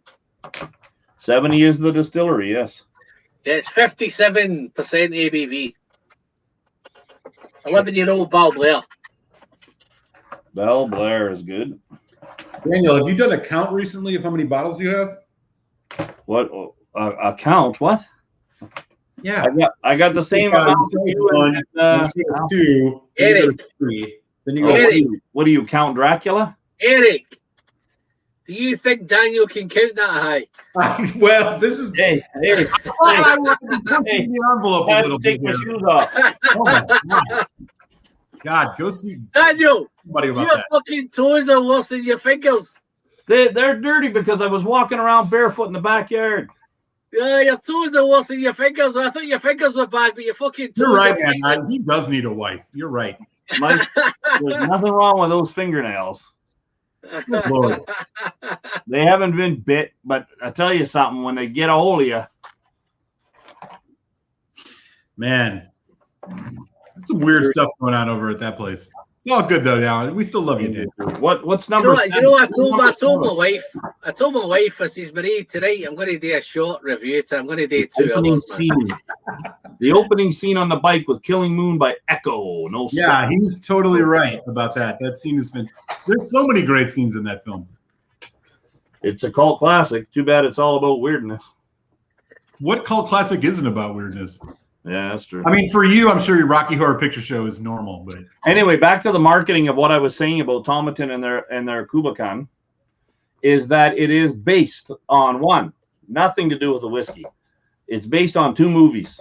The story behind it is based on Brotherhood of Wolves, which is an epic long movie, like 3 hours.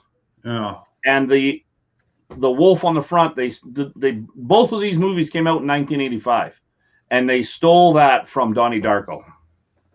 It has nothing to do with the whiskey, right? But so why do you think they chose a whiskey marketing strategy related to a movie that was pretty obscure, i.e. Donnie Darko? I'm going to quote a Donnie scripture. Darko got to do with wolves, man.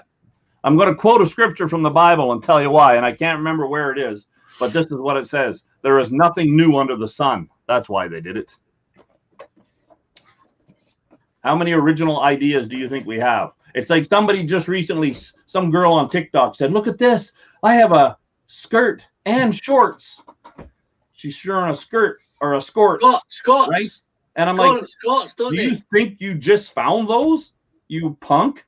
Those have been around before your mother was born. Yeah, but she's got fucking 150 million views. Yeah, well, there you go, right?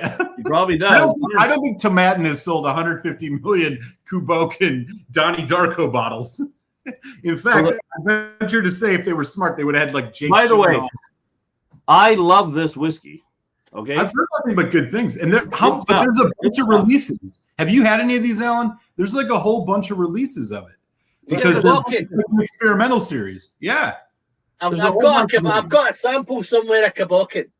Yeah. That's what you're drinking. So here's the story on the back of the box. Sightings of Kubokin are rare, fleeting, always terrifying. Pursued relentlessly, a distillery worker stopped to face the beast, compelled beyond all reason to touch his dense, dark fur. Reaching out, hand trembling, he saw the hound dissolve before him, leaving nothing but... That's just pure marketing, isn't it? Exactly. Nothing but an inky blue cloud of smoke spewing away across the peated moorland. Now listen here. Now you need to go and look up the movie Brotherhood of Wolves. They're not the same story, but they're similar. They're very similar. The guys come back, French nobleman and his... Oh, that's why you like it. Not a Mohawk native. The actor is actually from Hawaii. He's a martial artist. Yeah. Can I just interrupt you for a minute, guys? Let me just delve into something that's in the chat here at the minute.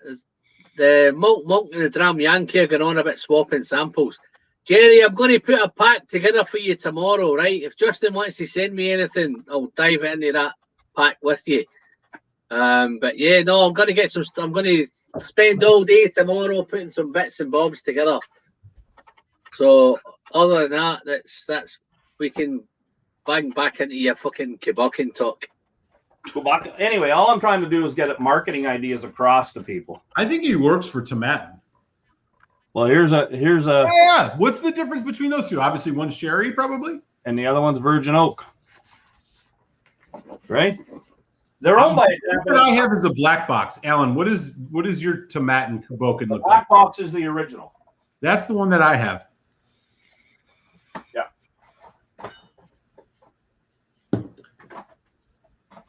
Anyways, Alan, This is coming your way. Okay. Lagavulin Guinness Cask Finish. Let's connect on mailing. I'll get some. Yeah, that's the one that I have. Let me drop you an email. I'm off tomorrow. Let me drop you an email tomorrow. Yeah. We'll do it in a couple weeks. I know you're moving, so let's catch up. Yeah. I tell you what, Dean, and I'll drop you an email. You drop me an email when you're settled. Yeah. Let's do that. Yeah. Yeah. I got some choice stuff that I want to send you. Choice. Mm-hmm. And I think I've got a package coming from Texas pretty soon, so I'm looking forward to that one, man. Oh. Lots of Texas single malts and all this kind of stuff. Yeah. It's probably from the other Daniel, my moderator, who is Throttle's nemesis, apparently. He was quite surprised when he found out my name was Daniel. Zach Andrews sent me some stuff. He's like, Daniel, that guy talks so much shit, I gotta like him. That's what he said in the chat. No, Daniel, see whenever I see you pop in the chat, man. I love you, brother. It's like, you know when you're watching lots of videos and you see lots of chat scrolling past and then there's a Daniel comment. It's like a breath of fresh air, man. There's Daniel, and then there's the whiskey throttle. No, the throttle comes in and you think, okay, this chat's just it's over. Gotta shut it down, man. Oh, Throttle, we're just giving you hell. You can't give me hell. Are you sure? Yeah. All right, so let's talk Tomatin. Tomatin is a distillery that I haven't really messed around with too much. They have one of the most best priced 18-year-olds that I've ever seen. In the U.S., their 18-year-old Tomatin is like $75. You used to get a phenomenal their 30-year-old, and I think it was under $300. Fuck. And it won awards. Daniel, I've just bought a Tomatin first editions 25-year-old for £112. And it's phenomenal. Yeah. They're owned by a Japanese company now. And they're in the distillery, the one that the Scottish Distilleries rave about, the fucking that distillery only bottle. I bought one of them. That's just everybody I've sent that sample to, it's blew their mind. That Tomatin. Yeah. So I don't think Tomatin, when you look onto the whiskey exchange and the Master of Malt and all that. Yeah. Tomatin doesn't stick out, but there's Tomatin bottles out there if you could find them. You know, one of the things about them, they to somebody like me who's not had a lot of Tomatins, they kind of strike me as similar as like Glen Moray and even Deanson to some degree, where they have a finish for they have a bottle of every finish you can think of. Like you can find a Glen Moray that's got every goddamn sherry you can think of, and I've just not messed with them much. But Tomatin, I've had a couple. And, you know, like I said, I see that 18. So this is encouraging to hear because I should probably give them a try or a little bit more. And it's like I got nothing against it. It's not that I think it's bad whiskey. I've just not spent any time with it. Well, anyway, I would say that they're worth looking up. Them and Tom O'Toole. Tom and Towel is how you pronounce it. There's a lot of indie bottlings of Tom and Toole. Yeah, Tom and Toole. Who are they with, Daniel? They with somebody else. Tom and Toole and... Even you pronounce the other one? I don't know. What do you mean? What's the other one? There's two of them. There's Tom and Toole. There's two distilleries, sister distilleries. Tormore? No, it's Tom and Toole and... It's actually pronounced Tom and Towel. Yeah, but there's somebody else, man. There's another distillery they're with. Let me try and find it. American brands by White and McKay. Well, that's Delmore. White and McKay changes name to JBB. No, it's not. It's Tom and Toole. The peated old Ballanturn. Truin. Ballanturn is Ballanturn. Yeah, Ballanturn. I have a 14-year-old here that one of the guys that works at the liquor store who I trust. When he says something's really good to get, he says get it. Now, he says it's really worth the price or it's phenomenal. You know, he's good that way, right? because he lives on a budget like all of us should. Even if we're making a lot of money, we should all really technically live below our means if we want to survive, right? Yeah. Paul M., I would like to thank Paul M. as well for subscribing. Yeah, thank you, Paul. Appreciate this. Every time I get a subscriber, I actually think that I should start making content again. And I might take the summer off. Better of it? Well, it's Angus Dundee Distillers, man. Who the fuck does that? Who else does them, man? Well, but Angus Dundee. They do somebody else, Daniel. It's just eluding me at the minute, man. How many subs you got now, Throttle? With Paul, now I think I have 4. All right. 41,000, it's still under 300, but I think he just brought me up. I'm getting close to that 1,000 now, man. I'm at 807. Yeah, you're consistent. That's the number one thing, whether you put out good content or not. If you're consistent, and I'm not saying you put out bad content, you put out good stuff, right? You and Alan, and you got to be consistent. No, that's true. It really is that. I mean, you can. Alan, you got to. As you go along, you will improve. All of a sudden, you'll be. I'm amazed I get so many, man. I don't know how it happens, man. But I don't know how you do either, because you got the worst mic system I've ever heard. I'm fucking astounded I don't know how it happens, man. I don't know, because people must. You got a nice schedule, though, man. Alan, you let me tell you something, guys. Right, it's not all about subscribers, right? I had a wee flick through the other day, right, and looking through analytics and all sorts of stuff, right. Do you know I've lost 800 subscribers? Yeah, but listen, you just hit the nail on the head. Yep, exactly. One of the guys, and I'm not saying his name, he doesn't know diddly about whiskey. Okay? Everything he knows about whiskey now, he has read. I know who you're talking about. I'm looking up information and reading a book. I can name him. Do you want me to name him? You know, I don't care. It's your show, but I don't think you should. It's no point in bringing people down. Because what he's done is so much better than other people, but it's because he has followed the algorithms. It's the same as the little girls that do TikTok. Yeah. Right? Yeah. And he's probably got what you're talking about, but he's probably got those 50,000 subscribers and probably half a dozen watch him. Yeah, and you know what? Tony Murphy might have you set up right here, but I don't know, Tony, because they do have Tom and Towel has 2 different things they put out. So he's saying that you might be getting confused by Tobermory and Lacheg. Lacheg's Tobermory. Yeah. But that's the same as Springbank and Kilkerran and. I know, but no, Angus Dundee. I've done some review. I've not done any Tom and Tool reviews, but I've done Angus Dundee reviews, and I'm trying to think which ones I've done with Angus Dundee. So here, let me read this to you then. Okay, in the last 2 decades, Angus Dundee distillers have done an excellent job in promoting 2 distilleries that were hardly known to the public before. Affordable and well-made single malts have been made available to consumers, and sales figures are rising. But there are also other sides to the company's business. The major part of the production is used either for its blends or as part of a whiskey specialty blend for other companies, so-called open-label whiskeys. Okay. These companies include supermarkets around the world. A third side of the business is exporting in bulk. This means selling the whiskey as Scotch blend, blended malt, or blended grain.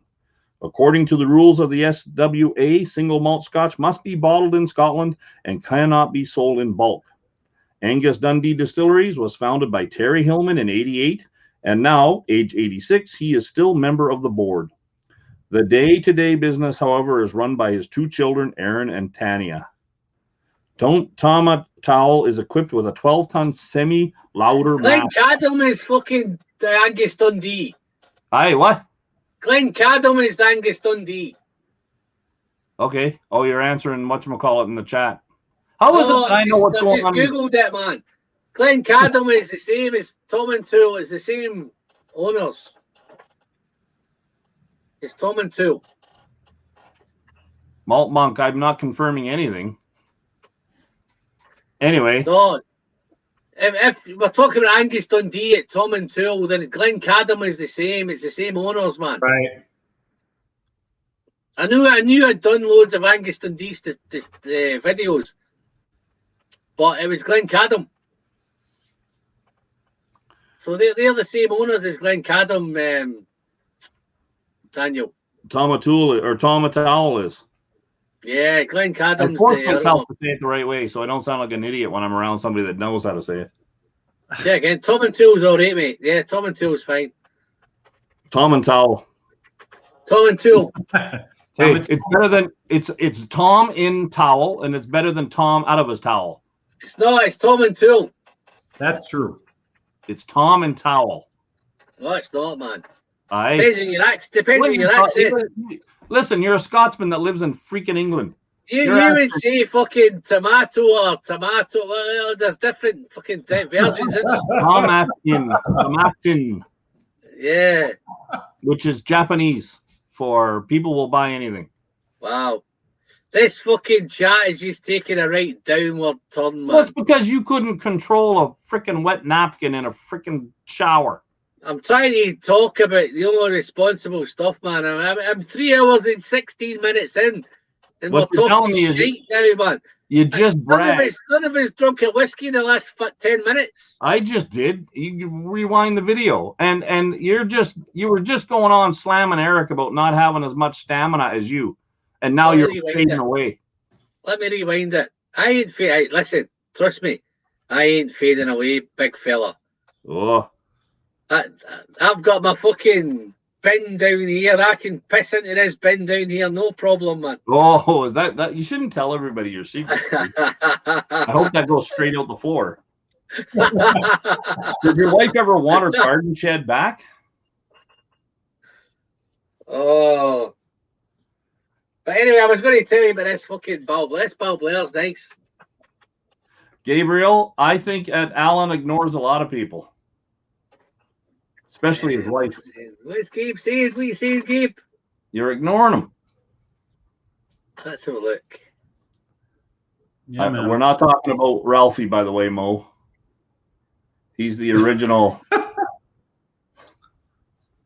I mean, I have to admit, it would be funny if you were actually trying to call out Ralphie. There's not much. I disagree with Ralphie, actually. Yeah, I wouldn't call out Ralphie. I'm not trying to call out anybody. If you heard what I said, I'm actually giving the person also a compliment in the fact that he understands how the system works. And I mean YouTube system or TikTok or anything. If you really want to understand these guys, you'd look at a guy named Gary Vaynerchuk, right? He doesn't care what platform you use, but he is the one that'll tell you about using. Oh yeah, got you, Gabe. Sorry, Daniel. Sorry for interrupting, Daniel. It is my fucking show, so I want to interrupt. I'll interrupt. Sorry, yeah. But crack on. There you go. It was or has. Oh, has, not was. Hey, man, you got to listen to this Gabriel guy. He looks like he's a musician. Oh, he's local, man. He's just up the road, man. Just up the road. Just up the road. He's got some casks, you know. He's bought some casks. He's bought one at Aaron, I think. Ardmore. I think Ardmore's another one, I think. And maybe a Kalila, I think. I think that's the three that I think he's got. Isn't he buying some cask whiskies, man? I think he's looking forward to the new lag ones, the Aaron ones. Yeah. All right, you gents. I'm going to sign off. I got to go get myself some here. This is the guy that says you want to fucking. Yeah, you want to later on, man. He's fucking cracking off. Yeah, bastard. I'm just messing with you, man. I've stayed on and he's like, oh, let's. I'm not going anywhere. I'm not going anywhere. I was what? the page. What? Oh, I shouldn't have come on. Look at how much of a dram I have. You think I'm going? You two fuckers, man. I'm not going anywhere. I got nowhere to go. I'm stuck in here in quarantine. I can't even. Daniel. Yes, Captain. Any consolation, I've got a day off tomorrow. Well, so I don't need to be anywhere. I actually am getting paid a little bit because I can do some work on the computer, but I can't. Yeah, I don't need to be anywhere. When I can stay until. Yeah. I don't feel. If you want. I'm not going to get this stuff here right now. I'm not worried about it, but I certainly am not going to go out there. You never know. I mean, on the 13th day, I could end up with symptoms. So do I want to be responsible for giving somebody COVID? No. So no, you don't. Right. We'll never hear the end of it. That's most of the reason I care. Well, yeah, or even if I don't, I mean, AH&S is going to knock on my door. That's the Alberta Health. Daniel, Yeah, Captain. am I getting pissed or is Eric drinking? Are you getting pissed at Eric's drinking? No, am I getting pissed or is Eric drinking? Eric is shrinking. He's smaller. There's something about that. Look, I'm 6'4". I don't want to intimidate you guys. 6'4". Eric. I am 6'4". Yeah. Eric. I'm 5'11" on that the doesn't intimidate me, man. Eric, I'm Yeah. 6 feet. I'm 6'4" when I lie down, mate. What do you got sipping? What is this now? I can't read that. Tell what it is. Kalila 2005. That's the darkest Not Kalila. more than a big deal. Connoisseur's choice from First and Refill Bourbon Barrels, Hermitage cask of Gordon 1 year. McPhail? It's a Hermitage cask. Wow. That's the darkest Kalila I've ever seen. It was finished in a Hermitage cask. Do you know what a Hermitage cask is? Mm-mm. I don't. It's a wine. So Okay. the last time I saw a Hermitage cask, and the first time before I got a channel and YouTube and Instagram stuff, I shipped this bottle to Germany, to a collector of Bruichladdich in Germany. And the lady at the liquor store was German, like German. She's like, why would they? German? It's Well, got to you be mean proper German? It's cheaper in Germany to buy any whiskey or booze than it is here. Why would he want it? I said, well, he's a collector, and he told me how to ship there, and I did it, and it was this here. Bruichladdich. Classic French wine finish. Wow. Oh, wow. Gal Hermitage. Heritage. Well, I'm going the wrong way. Hermitage. Yeah, How many of those do you have? What's that? How many of those do you have? One. He's got a cask of them, man. That's what I figured. One. I wish I had got it signed by Jim McEwen. Well, then you wouldn't drink it. Well, you're not going to drink that anyway, are you? Daniel, what's your take on Tobermory and Lachey? I don't mean to bust your balls, but the reason I have one is because I already drank one before you were old enough to drink whiskey. Yeah. I just had I'm way younger than I am. That I ate Nice. well. I take it as a compliment. You think I'm way younger than I am. Here's the sad part: is I didn't get him to sign the box, the bottle. They got to be careful taking this out; it might rub it off. Oh shit! I don't know, Alan. What do you think, man? Maybe we should make a little pilgrimage over to Throttle's house one of these days. For a whiskey tasting. Let me know before you get here, because I don't want anything bad to happen to you. Do bad things happen in Canada? I don't know. I mean, I'm Philly, so. I've got a bottle here, Daniel, signed, right? And I don't even know who signed it. It was probably just the guy behind the counter. You know the Kilkerran, the very, very first batch of Kilkerran. Yeah? And I don't know who signed it. Murray, something. Looks like Murray or what? Yeah, it does. You don't know who signed it. You bought it signed or you got it signed? I bought it signed, yeah. Oh, so did you have to pay more because of the signature? Probably the porter. Oh, I bought it at auction. Aye. Does that give it more money in auctions over there? Or? No, I wanted to taste it. So I had a bottle already and I wanted to fucking taste my own one. So yeah, I bought a backup of it just to taste it, but it turned up with a signature on it. Well, take it. You didn't know that there was a signature on it? You just had one on there? No, I just bought it. None of you guys ever get into Glen Rothis, by the way? No, I wanted. Listen, that was one of my plans this year, Daniel, was to get into Glen Rothis, but I've got nowhere near it. I've got absolutely nowhere near it.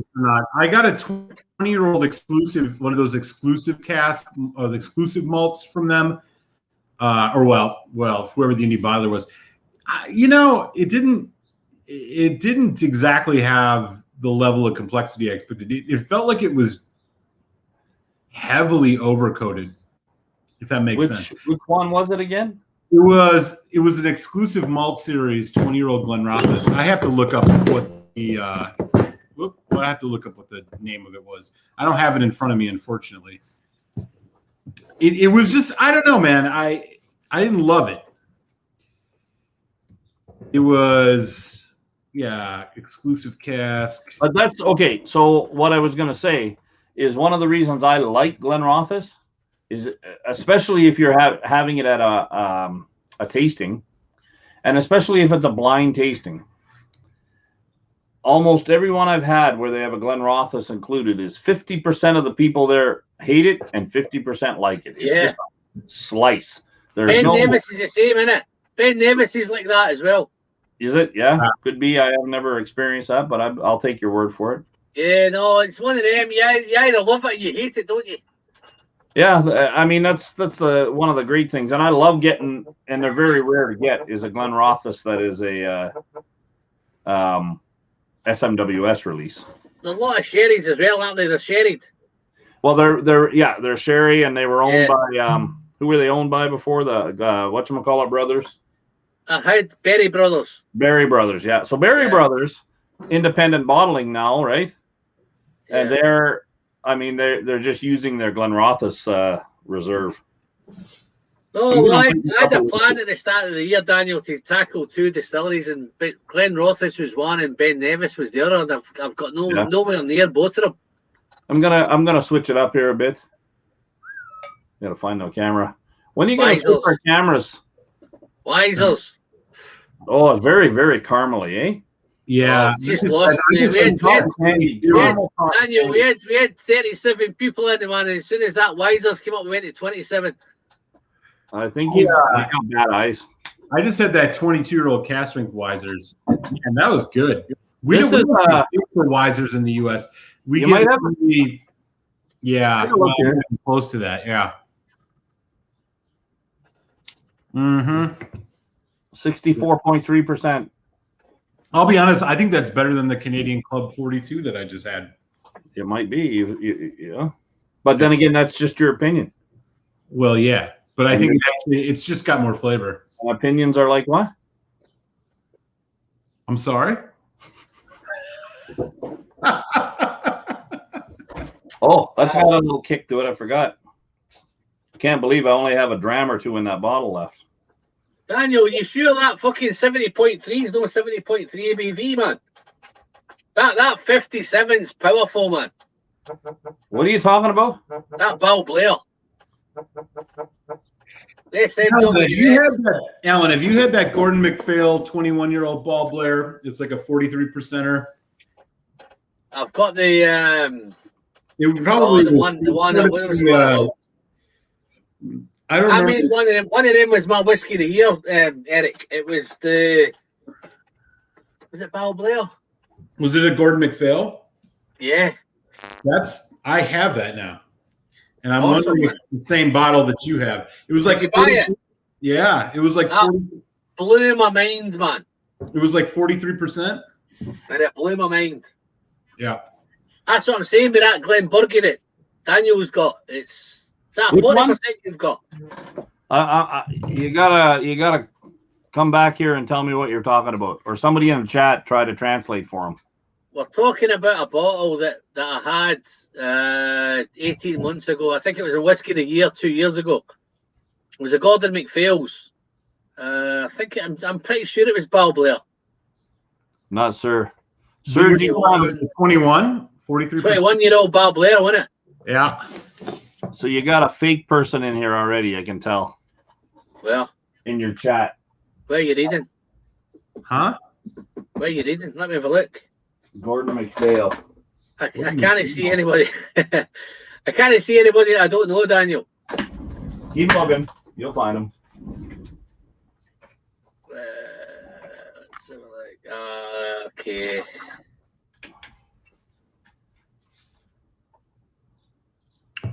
Okay, is the man with the hat. Yeah, I've got him. Let's just blank the fuck. Let's ignore him, man. I am. Anyway. Just in case he doesn't bother me any. Yeah, no, I've got him. I know that he's more of a fan than a hater. He's just shy, that's all. Yeah, no worries, mate. Yeah, I spotted him now, mate. I have some, but they're... What, did it come in a wooden box or did it come in a cardboard box? Yeah. I know who that is. He joins Quig's channel a lot. Yeah. Is he? I've seen him before. Oh yeah. No.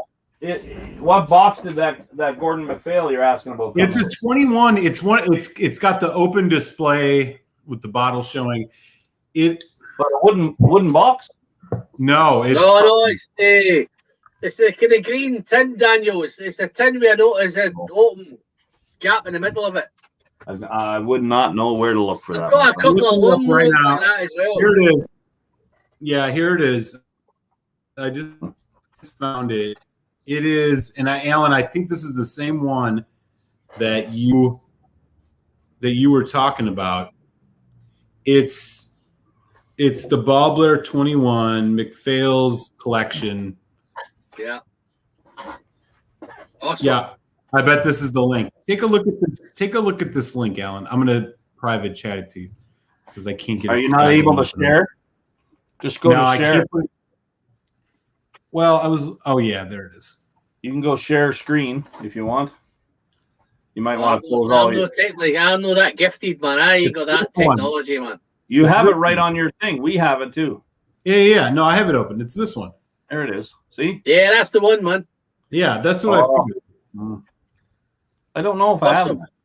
That blew my mind, man. Yeah, I just got everybody moaned about it being, how can it be whiskey of the year at 43%? But that was just incredible stuff, man. And they still have a bottle of it, or they still have bottles of it at, I mean, obviously it's Whiskey Exchange. So if you're overseas, you're going to pay a price for shipping, but here it is. Yeah. What website's that? This is Whiskey Exchange. Oh, yeah. I like the one that's in Wally, the green Wally. What's it called? Drum. You know the funny thing with that bottle, Eric? I bought it, right? And then I reviewed it. I had it for a long, long time. Then I reviewed it, and I made it my whiskey of the year. Wow! And when I made it my whiskey of the year, right, it sold out. I thought, what the fuck's going on here? I thought I've done a Ralphie here, man. It sold out, but I think it was just luck. Hey. It was just one of them things at the time. But it came back one again. That seems like a really good. Way. I mean, it's only a 43%er, and yet, yeah, it was a whiskey. Or was that 2018? Or like 2019 for you? Like I just found it randomly, man. It was randomly sitting on a shelf. No, but did you enjoy it? I gotta say that's actually impressive that you, even though you might not be as big as Ralphie or all these other guys toting their stuff, is that you picked an independent as your. Yeah, no, because honestly, it absolutely just blew me away, man. Yeah, that's good. Listen, Daniel, I had loads of whiskies that year that you would think, oh, that would definitely be a whiskey of the year. That would be, but that Bill Blair just hit me and it knocked me sideways. And it was only 43%, and that's why I ended up buying it. And it switched me onto those Gordon McPhails, that Glen Burgie 21. The Glen Burgie 21s is another cracker. You know, they're 43%. They're chill filtered. They're no natural colour, but they're beautiful whiskies, man. That's why I asked you earlier, does the chill filter thing mean as much as it's, you think it means. But I think I would rather have fake color and non-chill filtered than chill filtered and natural color. Well, the part that I liked from Jim Glen Scotia, this is a message to you. What's that? I said that's a message to Glenn Goyne, who unfortunately chill filters everything, but they're all about their natural color. I would rather put the fake color. If you got to choose one, put the fake coloring in, but don't chill filter the whiskey. I think why are they changing? Why are they changing, guys? Because it's about, I don't know. I don't know. I think they have this antiquated assumption that like the whiskey needs to look a certain way. I mean, this is like is Lafroig chill filter. It's like they have a fucking green bottle. Like nobody can see the guy. Like a villain chill filter. They all do it. Yeah, but nobody can see it, right? Nobody can see it when you order it. Nobody's gonna know unless you already know, in which case it wouldn't matter. No, but where I kind of get my head around the ones that they've built their reputations on non-chill filter, natural color, they're changing. Does it save them money? I mean, maybe it saves money, but I don't fucking know. They pay more to chill filter it. It costs money to chill filter. Yeah, they're doing it, man. They think there's an edge there, and it's stupid. Who's buying? Guys, right? This is my take on it. This might be fucking miles out there, right? See the American market. The American market's massive, isn't it? Right? And I think a lot of the guys have all their whiskies over ice, don't they? I mean, there's a large amount of that, probably more than that. A lot of them will have it over ice, and as soon as the ice it's going to cloud up. I mean, I know you're in the U.S., but I don't think that's the thing. For the people who notice that it's clouding up, how many of those people are everyday Glendronach drinkers? Probably all of them. The average person at the bar who is buying a bottle of Glendronach isn't going to think back to the last glass they had 3 months ago and we're like, this is where no, but Glendronach's bullshit. It's all in their heads. It's okay. Like old boys club assumption Eric. I'm just saying, this is what passion doesn't have to be aggressive, Eric. I'm not trying to be aggressive. What I'm trying to say is, I know, but I feel attacked. It's that long hair. It makes you aggressive. All I'm saying is that like there's a little guy in there, but there's a big guy trying to get out, isn't there? That's it. Yeah. The logic of chill filtration makes no sense, because if you're a standard customer at the bar and you ordered a Glendronach in January and then you order another Glendronach, do you really think those people are going to notice that there's cloudiness? No, here's my take on it, right? This has been bugging me for weeks, right? Particularly because of Glendronach, right? And I can't understand why Glendronach. It's just it's a change of ownership. It's a change of direction, right? But Diageo pretty much chill filter everything. Lagavulin, they're all fucking coloured. But like Diageo seem to have a thing because they're appealing to the masses, right? True. Glendronach, their motto is we don't chill filter with natural colour. We don't do any of that nonsense, right? And that's the old ownership, but the new ownership is taking a different direction, and they're saying to Rachel Barry, Rachel, you're going to start chill filtering that whiskey, and I think it's purely it's aiming at a different market. Glendronach's at a market where it's a connoisseur who's drinking Glendronach. The average guy in the street doesn't drink Glendronach. Exactly, that's exactly the point. Gordon McPhail will buy a Glenburgie, or they'll buy a Val Blair, they'll buy a cask and they'll match up whatever, and they'll do what they want with it.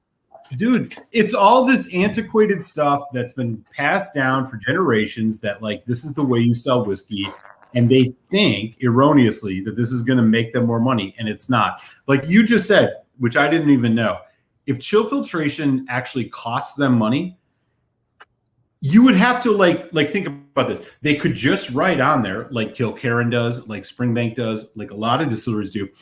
You will notice some cloudiness. This is natural. They could just write that on, but instead they don't. and they choose Now- to chill filter it. Now That you is got somebody just popped in here. Ask Louis.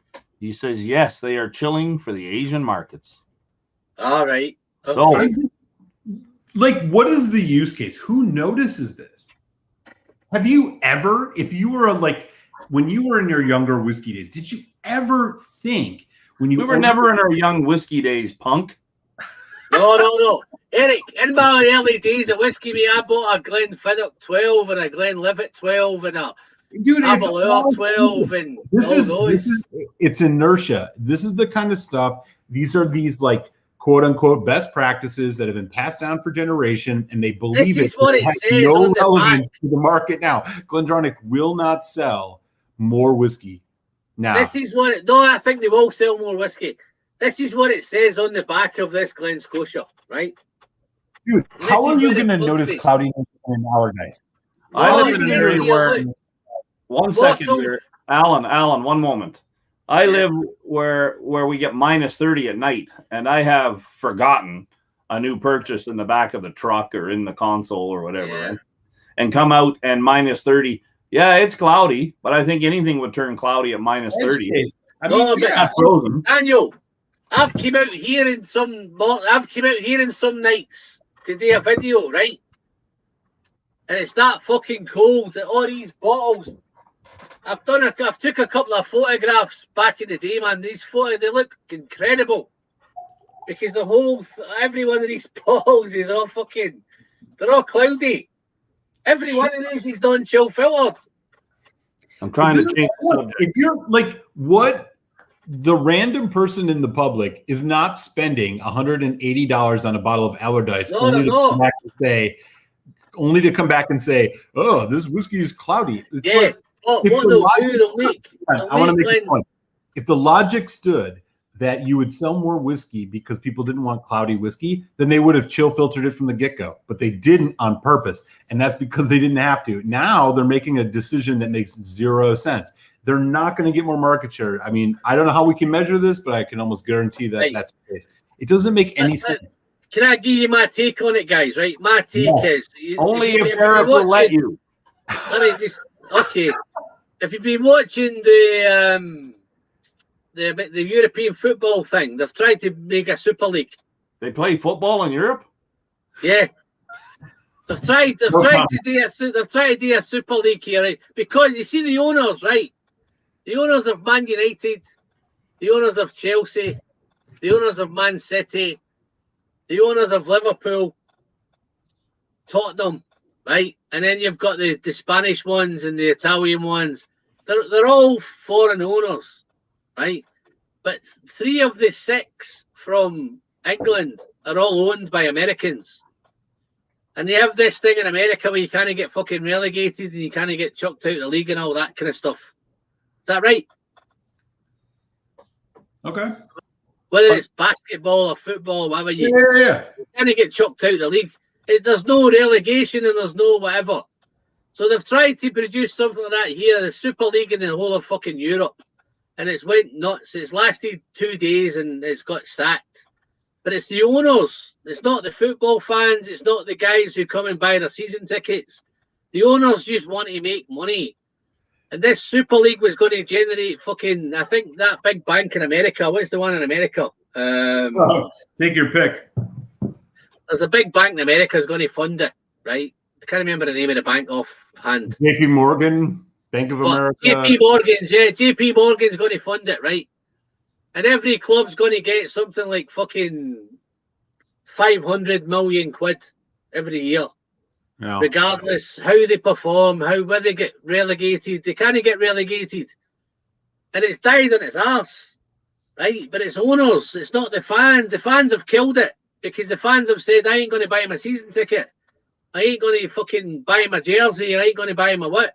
And they're outside all the stadiums fucking boycotting. The Man United game and Liverpool game the other night got cancelled because the fans invaded the fucking stadium. They're not upset about it. And I know I'm heading off on a tangent, but it's the same sort of thing. It's owners.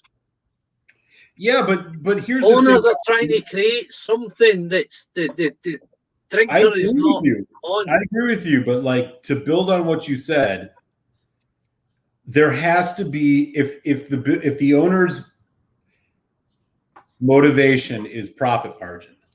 That's all it is. That's where it's gone. It's pure greed in a minute, and it's Right, the same but with there has to whiskey. be a logic to it, and the logic to the Glendronach approach of deciding to chill filter makes zero sense, and this is why. If Glendronach's goal was to become a huge name in whiskey, and they saw chill filtration, non-chill filtration as a detriment to that, they would have chill filtered it from the get-go, but they didn't. No, Glendronach, Eric, Glendronach's a brand.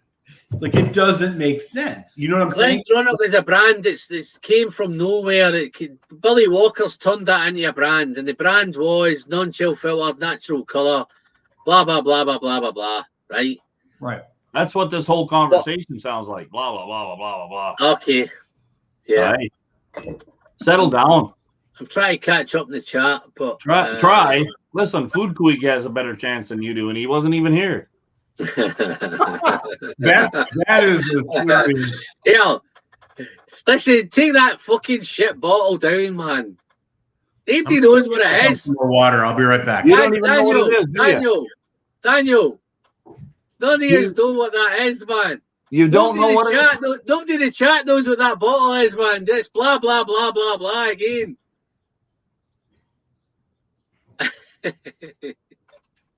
Best of luck, there, man. What's the best of luck with me trying to stop these two from arguing, or what? I'm lost. They said they made the change. They had whiskey they sent to the Asian market, sent back. Yeah, I've actually been watching your comments in there, Dustin, and I believe you 100%. They're dealing with more than one market, right? No, I think there's definitely a market in there. I thought it was the American market. Dustin's saying it's more the kind of Chinese and Japanese thing. Well, I understand what that, and there's truth in what he's saying, that they do things. It's the same as here with Alberta Cask Strength. When that won, they pulled out whatever was on the shelf, but that's because they wanted to send stuff to the Asian market.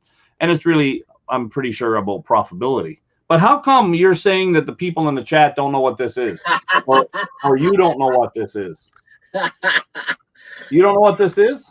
I'm only joking, mate. It's a Cooley Irish, 13-year-old Irish. Yeah, any one of us can read. I've never seen it before, Daniel. But Cooley is an Irish distillery. Yeah, Cooley's the Irish distillery, aren't they? Yes, and they don't sell bottles, do they? They're all for mixed blends. They sell it and someone else bottles it, but this is a bottle of actual Cooley's. All right. Anyway. I don't know, man. I mean, I just, at the end of the day. At the end of the day, you're still Eric. Well, I know that. Right? And you're more than welcome to your opinion. I'm aware, and my opinion is right, and that's as long as it agrees with mine. See? That's what this whole argument was about. No, it's not an argument. We're just pontificating. There's a I'm just baffled. The Glendronach thing has just baffled me. I can't even get my head around Glendronach. It doesn't make any sense. The choice. No, it must make sense to the guys at Glendronach. Well, because they have a Eric, I emailed Glendronach. As soon as somebody contacted me, because it was all kind of hush, right? Somebody contacted me, I emailed Glendronach, and I got this standard fucking. I think everybody else, when I put it on social media, everybody else emailed Glendronach, and they all got the same standard email. Actually, Dustin, I think you're right that they're going to push for 43 to match Macallan. I used to like Macallan. I don't buy Macallan now. I mean, I don't dislike the whiskey, but I just don't buy it because of their marketing. And I do the same thing with Balvenie. There are reasons that there are some Balvenies I will buy, but I won't buy the regular stuff because it's done in a manner that is not truthful. What do you mean? What is Balvenie doing that's in the United States, for example, the Macallans you get is 43%. The Macallans we get here in Canada is 40%. That's not because of with Lefroy, right? I mean, same. I know. Hold on. But that has nothing to do with the integrity of the distillery. That has to do with government regulation. I mean, that's the same thing that they have in the UK, right? And all you're doing. Slow down, Eric. Slow down, Eric. Yeah, Eric, you never let somebody finish their sentence when you get riled up. What are you, third dram in, and you're already argumentative? Third dram. Pump it. That side of gray hair you got there is going to wrap all the way around you one day. I hope so. It works for me. Trust me. It is some government regulation for sure, especially to do with LCBO, which actually in Ontario, they have more buying power than anywhere else in North America, even more than the States, because the U.S. are individual states and Ontario and they're the ones that want it at 40%. Now, in the UK, 40% is pretty common for minimum. So they get away with that minimum. Why? Because they can get more volume out of it and sell, who knows, 10 more cases, maybe, whatever, right? LCBO, yes, molasses. Anyway, I have stuff from the US side, from Macallan's. And first thing you know is it doesn't have any French on it because that's not mandatory, whereas in Canada you have to have 2 languages. And the second thing is that it's 43% alcohol. And you can tell the difference between 40 and 43. Oh, that no 43 doubt. Brings it up, gives you something else. No doubt. No doubt. In my opinion. You're 100% right. It's all about volume. Fact.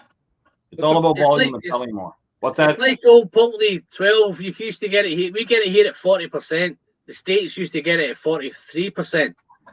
But I've now changed the States. It's back to 40%. For some reason, it's changed back to 40%. The States. I don't know why that's changed. Which one? But they always got that. Highland Park was 43. It was 40 here. You always got a little bit more. And have you not seen the marketing stuff going on here with Macallan's? So Macallan's used to be fine oak or fine oak triple cask in big letters, right? In big lettering, right? Yeah. Here's an old 15. See what it says? Fine oak. Fine oak. Triple cask. Yeah. Right? Then they went to their non-age statement, which we won't even talk about, and they tried it up here first, and it Sienna and Amber and so on, right? Well, I have to ask you something. Yeah. So why do you think it flopped? I think because it's not transparent enough. Exactly. So I don't think it flopped. I think they sold enough of it. So the logic stands. They still are selling it here. They're trying to get rid of it. If Glendronach understood what you just said, there would be no logic to what they're doing right now. Okay. Because the people who are buying a bottle of 18-year-old Allardyce, I guarantee you this, if you know when you've bought the Allardyce, you're paying for a whiskey because you know what you're getting. And the fact that it's dirty with chill filter, that is criminal at this point. If you're just John Q. Public at the bar, how the hell are you going to know that that's colored or had chill filtration anyway? You're never going to. When I go to a bar, so half the what's time. the point? What you just said about the Macallan stands to reason. The reason that the Macallan didn't sell so damn well is because the people who buy it saw that it moved to an NAS or they moved to a double class, and they were like, "Screw this." But they haven't finished. Let me continue. They haven't finished. So this is a bottle of their 12-year-old from the U.S., from the Ettriton group. And it doesn't matter. It's identical, except that it's 43%. But now they're double cask. This is after their non-age statement, right? All of a sudden, now they're double cask. Tell me that doesn't sound like Balvenie. Went from triple cask. Now you can only get triple cask at the airport. Now they're double cask, right? Yeah. And they go 40% here and 43 in the US, right? Because the US are like, screw you, we're not going to do that. They know that the US market is like, no, we want it, or it doesn't matter because they're dealing with however many different states, whereas we can, here in Alberta, can be dictated by Ontario, right? But this here is what they had. Now, guess what they're doing? They're backpedaling so bad that now you have the new 12-year-olds are what? Nothing. They're triple cask Okay. and they're fine oak is the tiniest word on the front of it. Because they're trying to get back to where they already were, and they had a bigger market share. Yeah, exactly. So Bullseye. they're doing it slowly, hoping that we won't see it. Bullseye.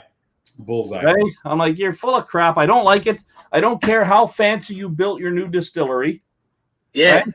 You want to see a beautiful distillery? Go to the Isle of Arran and go to Lag. Daniel, I just find that Macallan is the king of marketers, right? I've been watching guys on YouTube for the last 10 years, right? Those fucking Pete. Don't say their names. All those guys, right? I mean, I've watched all the guys. Macallan 18. Macallan 18 was the one that everybody in America reviewed. Macallan 18, Macallan 18, Macallan 18, right? Macallan 18 is garbage. The new Macallan 18 is just a different. Oh, guys are saying, look out for the old Macallan 18, not the new Macallan 18. Yeah. Macallan is messed around that much that it's just phenomenal. Those non-age statements, the gold, the sienna, the ruby, sienna, all them. Every time you buy these Macallans. It's 12-year-old. No, what I'm saying is, if you were into whiskey now, you would, because of the marketing, you're not picking up those old particulars. You're not picking up you're looking, because all you're seeing is Macallan. I need to get a Macallan, and I have to get a Macallan. Yeah, well, one other thing. I've got that limited edition Macallan season, the last one they've just done, right? So the edition series, right? They are £79 a bottle. When I was in Scotland, this is why we all have Glenallachie now. Glenallachie is Glenallachie's just moved along. They've just filled the gap. Exactly. Thankfully. Yeah. And they're doing a damn good job. Then everybody now is shifting from Glendronach to Glenallachie. They've followed Billy, haven't they? They've followed Billy. He's took a few years. He's got there now. Everything that comes out. Listen, don't get me wrong, man. Billy Walker's put out a load of fucking Glenallachie. There's that much Glenallachie came out over the last 3-4 years. It'd make your head spin. Yep. How many? No, there's way too many. How many different 12-year-olds? There's like fucking 10, 12-year-olds. It's a good problem to have. That's an old one. Is that an old one? Well, it sure as hell ain't a new one. Dude, you know how much they're charging in the U.S. for a bottle of Macallan 18 these days? And I'm not even lying when I say this. I think the average price I've seen is $275 US. Yeah. Can I just tell you something, guys? I don't know if it's made the States or made Canada, right? There's a guy in the UK who bought a bottle of Macallan 18 in 1973 for the birth of his baby. Yeah, we heard about the guy. Every time he had a birthday, that guy ended up every time. He bought one every year. He bought one every year till the guy was fucking like 28. He's got every Macallan since 1973. The lads just bought a house with it. He sold them all at auction and bought a house. Yep. What do you do, eh? That's good. Why not? The guy's not into whiskey, so he bought a house. Oh, he planned to drink it, but it didn't happen. Yep. No, I agree. I mean, the good thing, Alan, is that for people who are a little bit more into whiskey, things are filling the gap. Yeah, it sucks to see Glendronach go this way, but like you were just saying, Glenallachie is filling the gap. Guys, there's a lot of good distilleries out there that are making good stuff. See if that you're right there, man. What happens if somebody says something that you don't like, or they do something you can just, if Glendronach is went down that path? Is that the 212s you've got there, Daniel? Hey, why don't you change the screen instead of three narrow ones? All right, okay. Let's have a look. That's me. Got to. Where am I going? Or there's another one where we're more even. There you go. At least everybody can see even differently now. Look at the difference. Yeah. That's 212s, isn't it? That's the original 12 that came out. Yeah. And this is the latest 12. Yeah. Look at the color difference. I've reviewed them head to head, man. Yeah. I mean, that's a big difference. Yeah, that's massive. And I think what's happened is, I think what Billy's done over the years is he's went in originally, because they went from no fucking bottles to hundreds of bottles. They've cast a full core range in the first year. Dude, make no mistake, Glenallachie is coming for Glendronach. That 15 that they released, they're coming for Glendronach's market share, no doubt. And I hope they succeed. No, and what I think is happening now, guys, and this is where I think it's changing, is if you were a Macallan fan and you've been a wee bit disappointed with Macallan, then you can find there's something else has come along. Mm-hmm. There's that many independent bottlers now. Gordon McPhail's doing great stuff. Listen, guys, anybody that gets into Ben Romack, get into Ben Romack, man, because you love Ben Romack. That's been one of my top distilleries of this year, man. I have like 11 different first fill everything, man. Yeah, first fill sherries and like all of them. First and fill sherry, first fill bourbon. Guys, I'm going to cut it. You can't take it anymore, eh? You whipped out. It's 4 hours, man. Give me a second. I'm gonna keep going for another hour. So I'm gonna put together. Right, okay, well I'm gonna get off then, man. Let me throw together a link if folks want to keep going. Throttle, are you game? I'll hang out a bit, yeah. I've just done 4 fucking. I planned to do 2 hours. I've just done 4 hours, man. If I don't hang out with you, I'm gonna go to jail. Yeah. Well, okay, I can't believe you just texted me like that, Daniel. They won't let my sister in to see my dad. That's all. Yeah. I'll let you sort yourself out, mate, and I'll dive off. Yeah. Let me just Alan. Yeah. I love you, man. Daniel, I love you too, mate. We all do. Hear what Eric said. You're my brother from another mother, mate. Aye, I am. One day you'll come to Canada. No, I doubt it.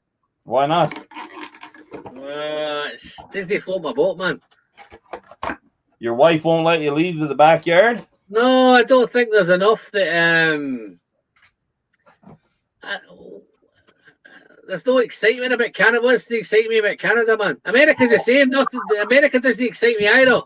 That's really come on over here. We'll get you excited. No, I like the Caribbean vibe, and I like the kind of beaches and all that vibe. All right. I like Benidorm. Benidorm, I can get pissed as much as I want, and I can go to Benidorm and get as pissed as I want, man. Tenerife, I can just do that. It's all the weather's there, and we'll drop you right off in the middle of Newfoundland then. You wouldn't even know you weren't home. Yeah. Well, you're right. I don't think I need to convince the wife, and I don't know how I can convince the wife to go to Canada. I can't even convince her to go to America. Yeah, you're not missing much. You know what I mean? Right Bro, now, I'm going to send you a link. 10-4, bro. Everybody in the chat? On Facebook. I just put the link in the chat for link in here, mate, yeah. The After Hours show. After Hours show? Well, that's what it is for you. Oh. It's after Alan fades away. I can't believe you fucking, you're just a snake, man. Our young fellas will take care of what you can handle. Yeah. I sent it to you on Facebook, mate. On Messenger. I know I can listen, trust me, I can handle it, man. Aye. All right, Alan. It's been real, brother. Have you popped it in the chat, yeah? Oh yeah. I'll pop it in again. Yeah, I've not seen it, man. I can't see it. All right, hang on a second. Let me throw it in again. Yeah. We'll do a little after hours action. Well, it's been a pleasure. You're a good man. I don't care what I said about you. I'm going to chuck you two guys out. I'm going to end my chat. All right, yeah. All right, everybody. Love you. Guys, I love both of you, man. Thank you very much for popping in. Eric, good luck brother. with the move, much man. love. Hit the Drop thumbs me up an for your email. link. Drop me an email when you've moved and blah, blah, blah. Daniel, I love your fucking walls behind you, mate. They look great. Every time I see them, they just look better and better and better. I aspire to have a wall like that, man. I haven't changed anything with them. No, but I aspire, man. Every time I see them, they just look different. Awesome. I'm sure you change them, man. I just move them around. I don't actually buy anything anymore. Well, cheers, buddy. Thank you very much for popping in. It's been good luck with the COVID. I hope you've got it all sorted out and you're out of quarantine in no time and you're just fucking winding everybody up. But cheers, buddy. Thank you very much. All right, yeah. Take care. Take care. Okay. Cheers, mate. Okay, guys. Fucking hell, I've just went double. I thought I'd planned for 2 hours. I've done 4 hours. Apologies. Thanks for everybody who's hung around. Anybody that's popped in at the minute, catch it on the replay, blah, blah, blah. Check out the super chats. Thanks for all the super chats. I'll pop into that. The next live stream I pop up, I'll release the winner for that. But absolutely fantastic. It's been a great night. It started off on Campbeltown. It's ended up on a bit of a tangent, as it usually does. But big thanks to everybody. No Rolex 6. Thanks for hanging in all this time. Mike, I know you've been here from the very beginning, mate. Big thanks. Thank you very much. James Morgan, cheers, buddy. Thank you. Let's see if there's anybody else that I've missed. Whiskey Lover Society, Gerard, thank you very much. I don't know if you've been popping in and out, but if you've been in from the start, then great. Adam T. Wonderful. James Morgan, thanks, James. Thanks for popping in, buddy. Gary's there. Gary K. I think that's pretty much. And Dustin's been around. Thanks very much, Dustin. It's been a pleasure. I'm Alan. I'm the whiskey friend, and it's been a pleasure. And thank you very much, guys. Take care. See you on the next one.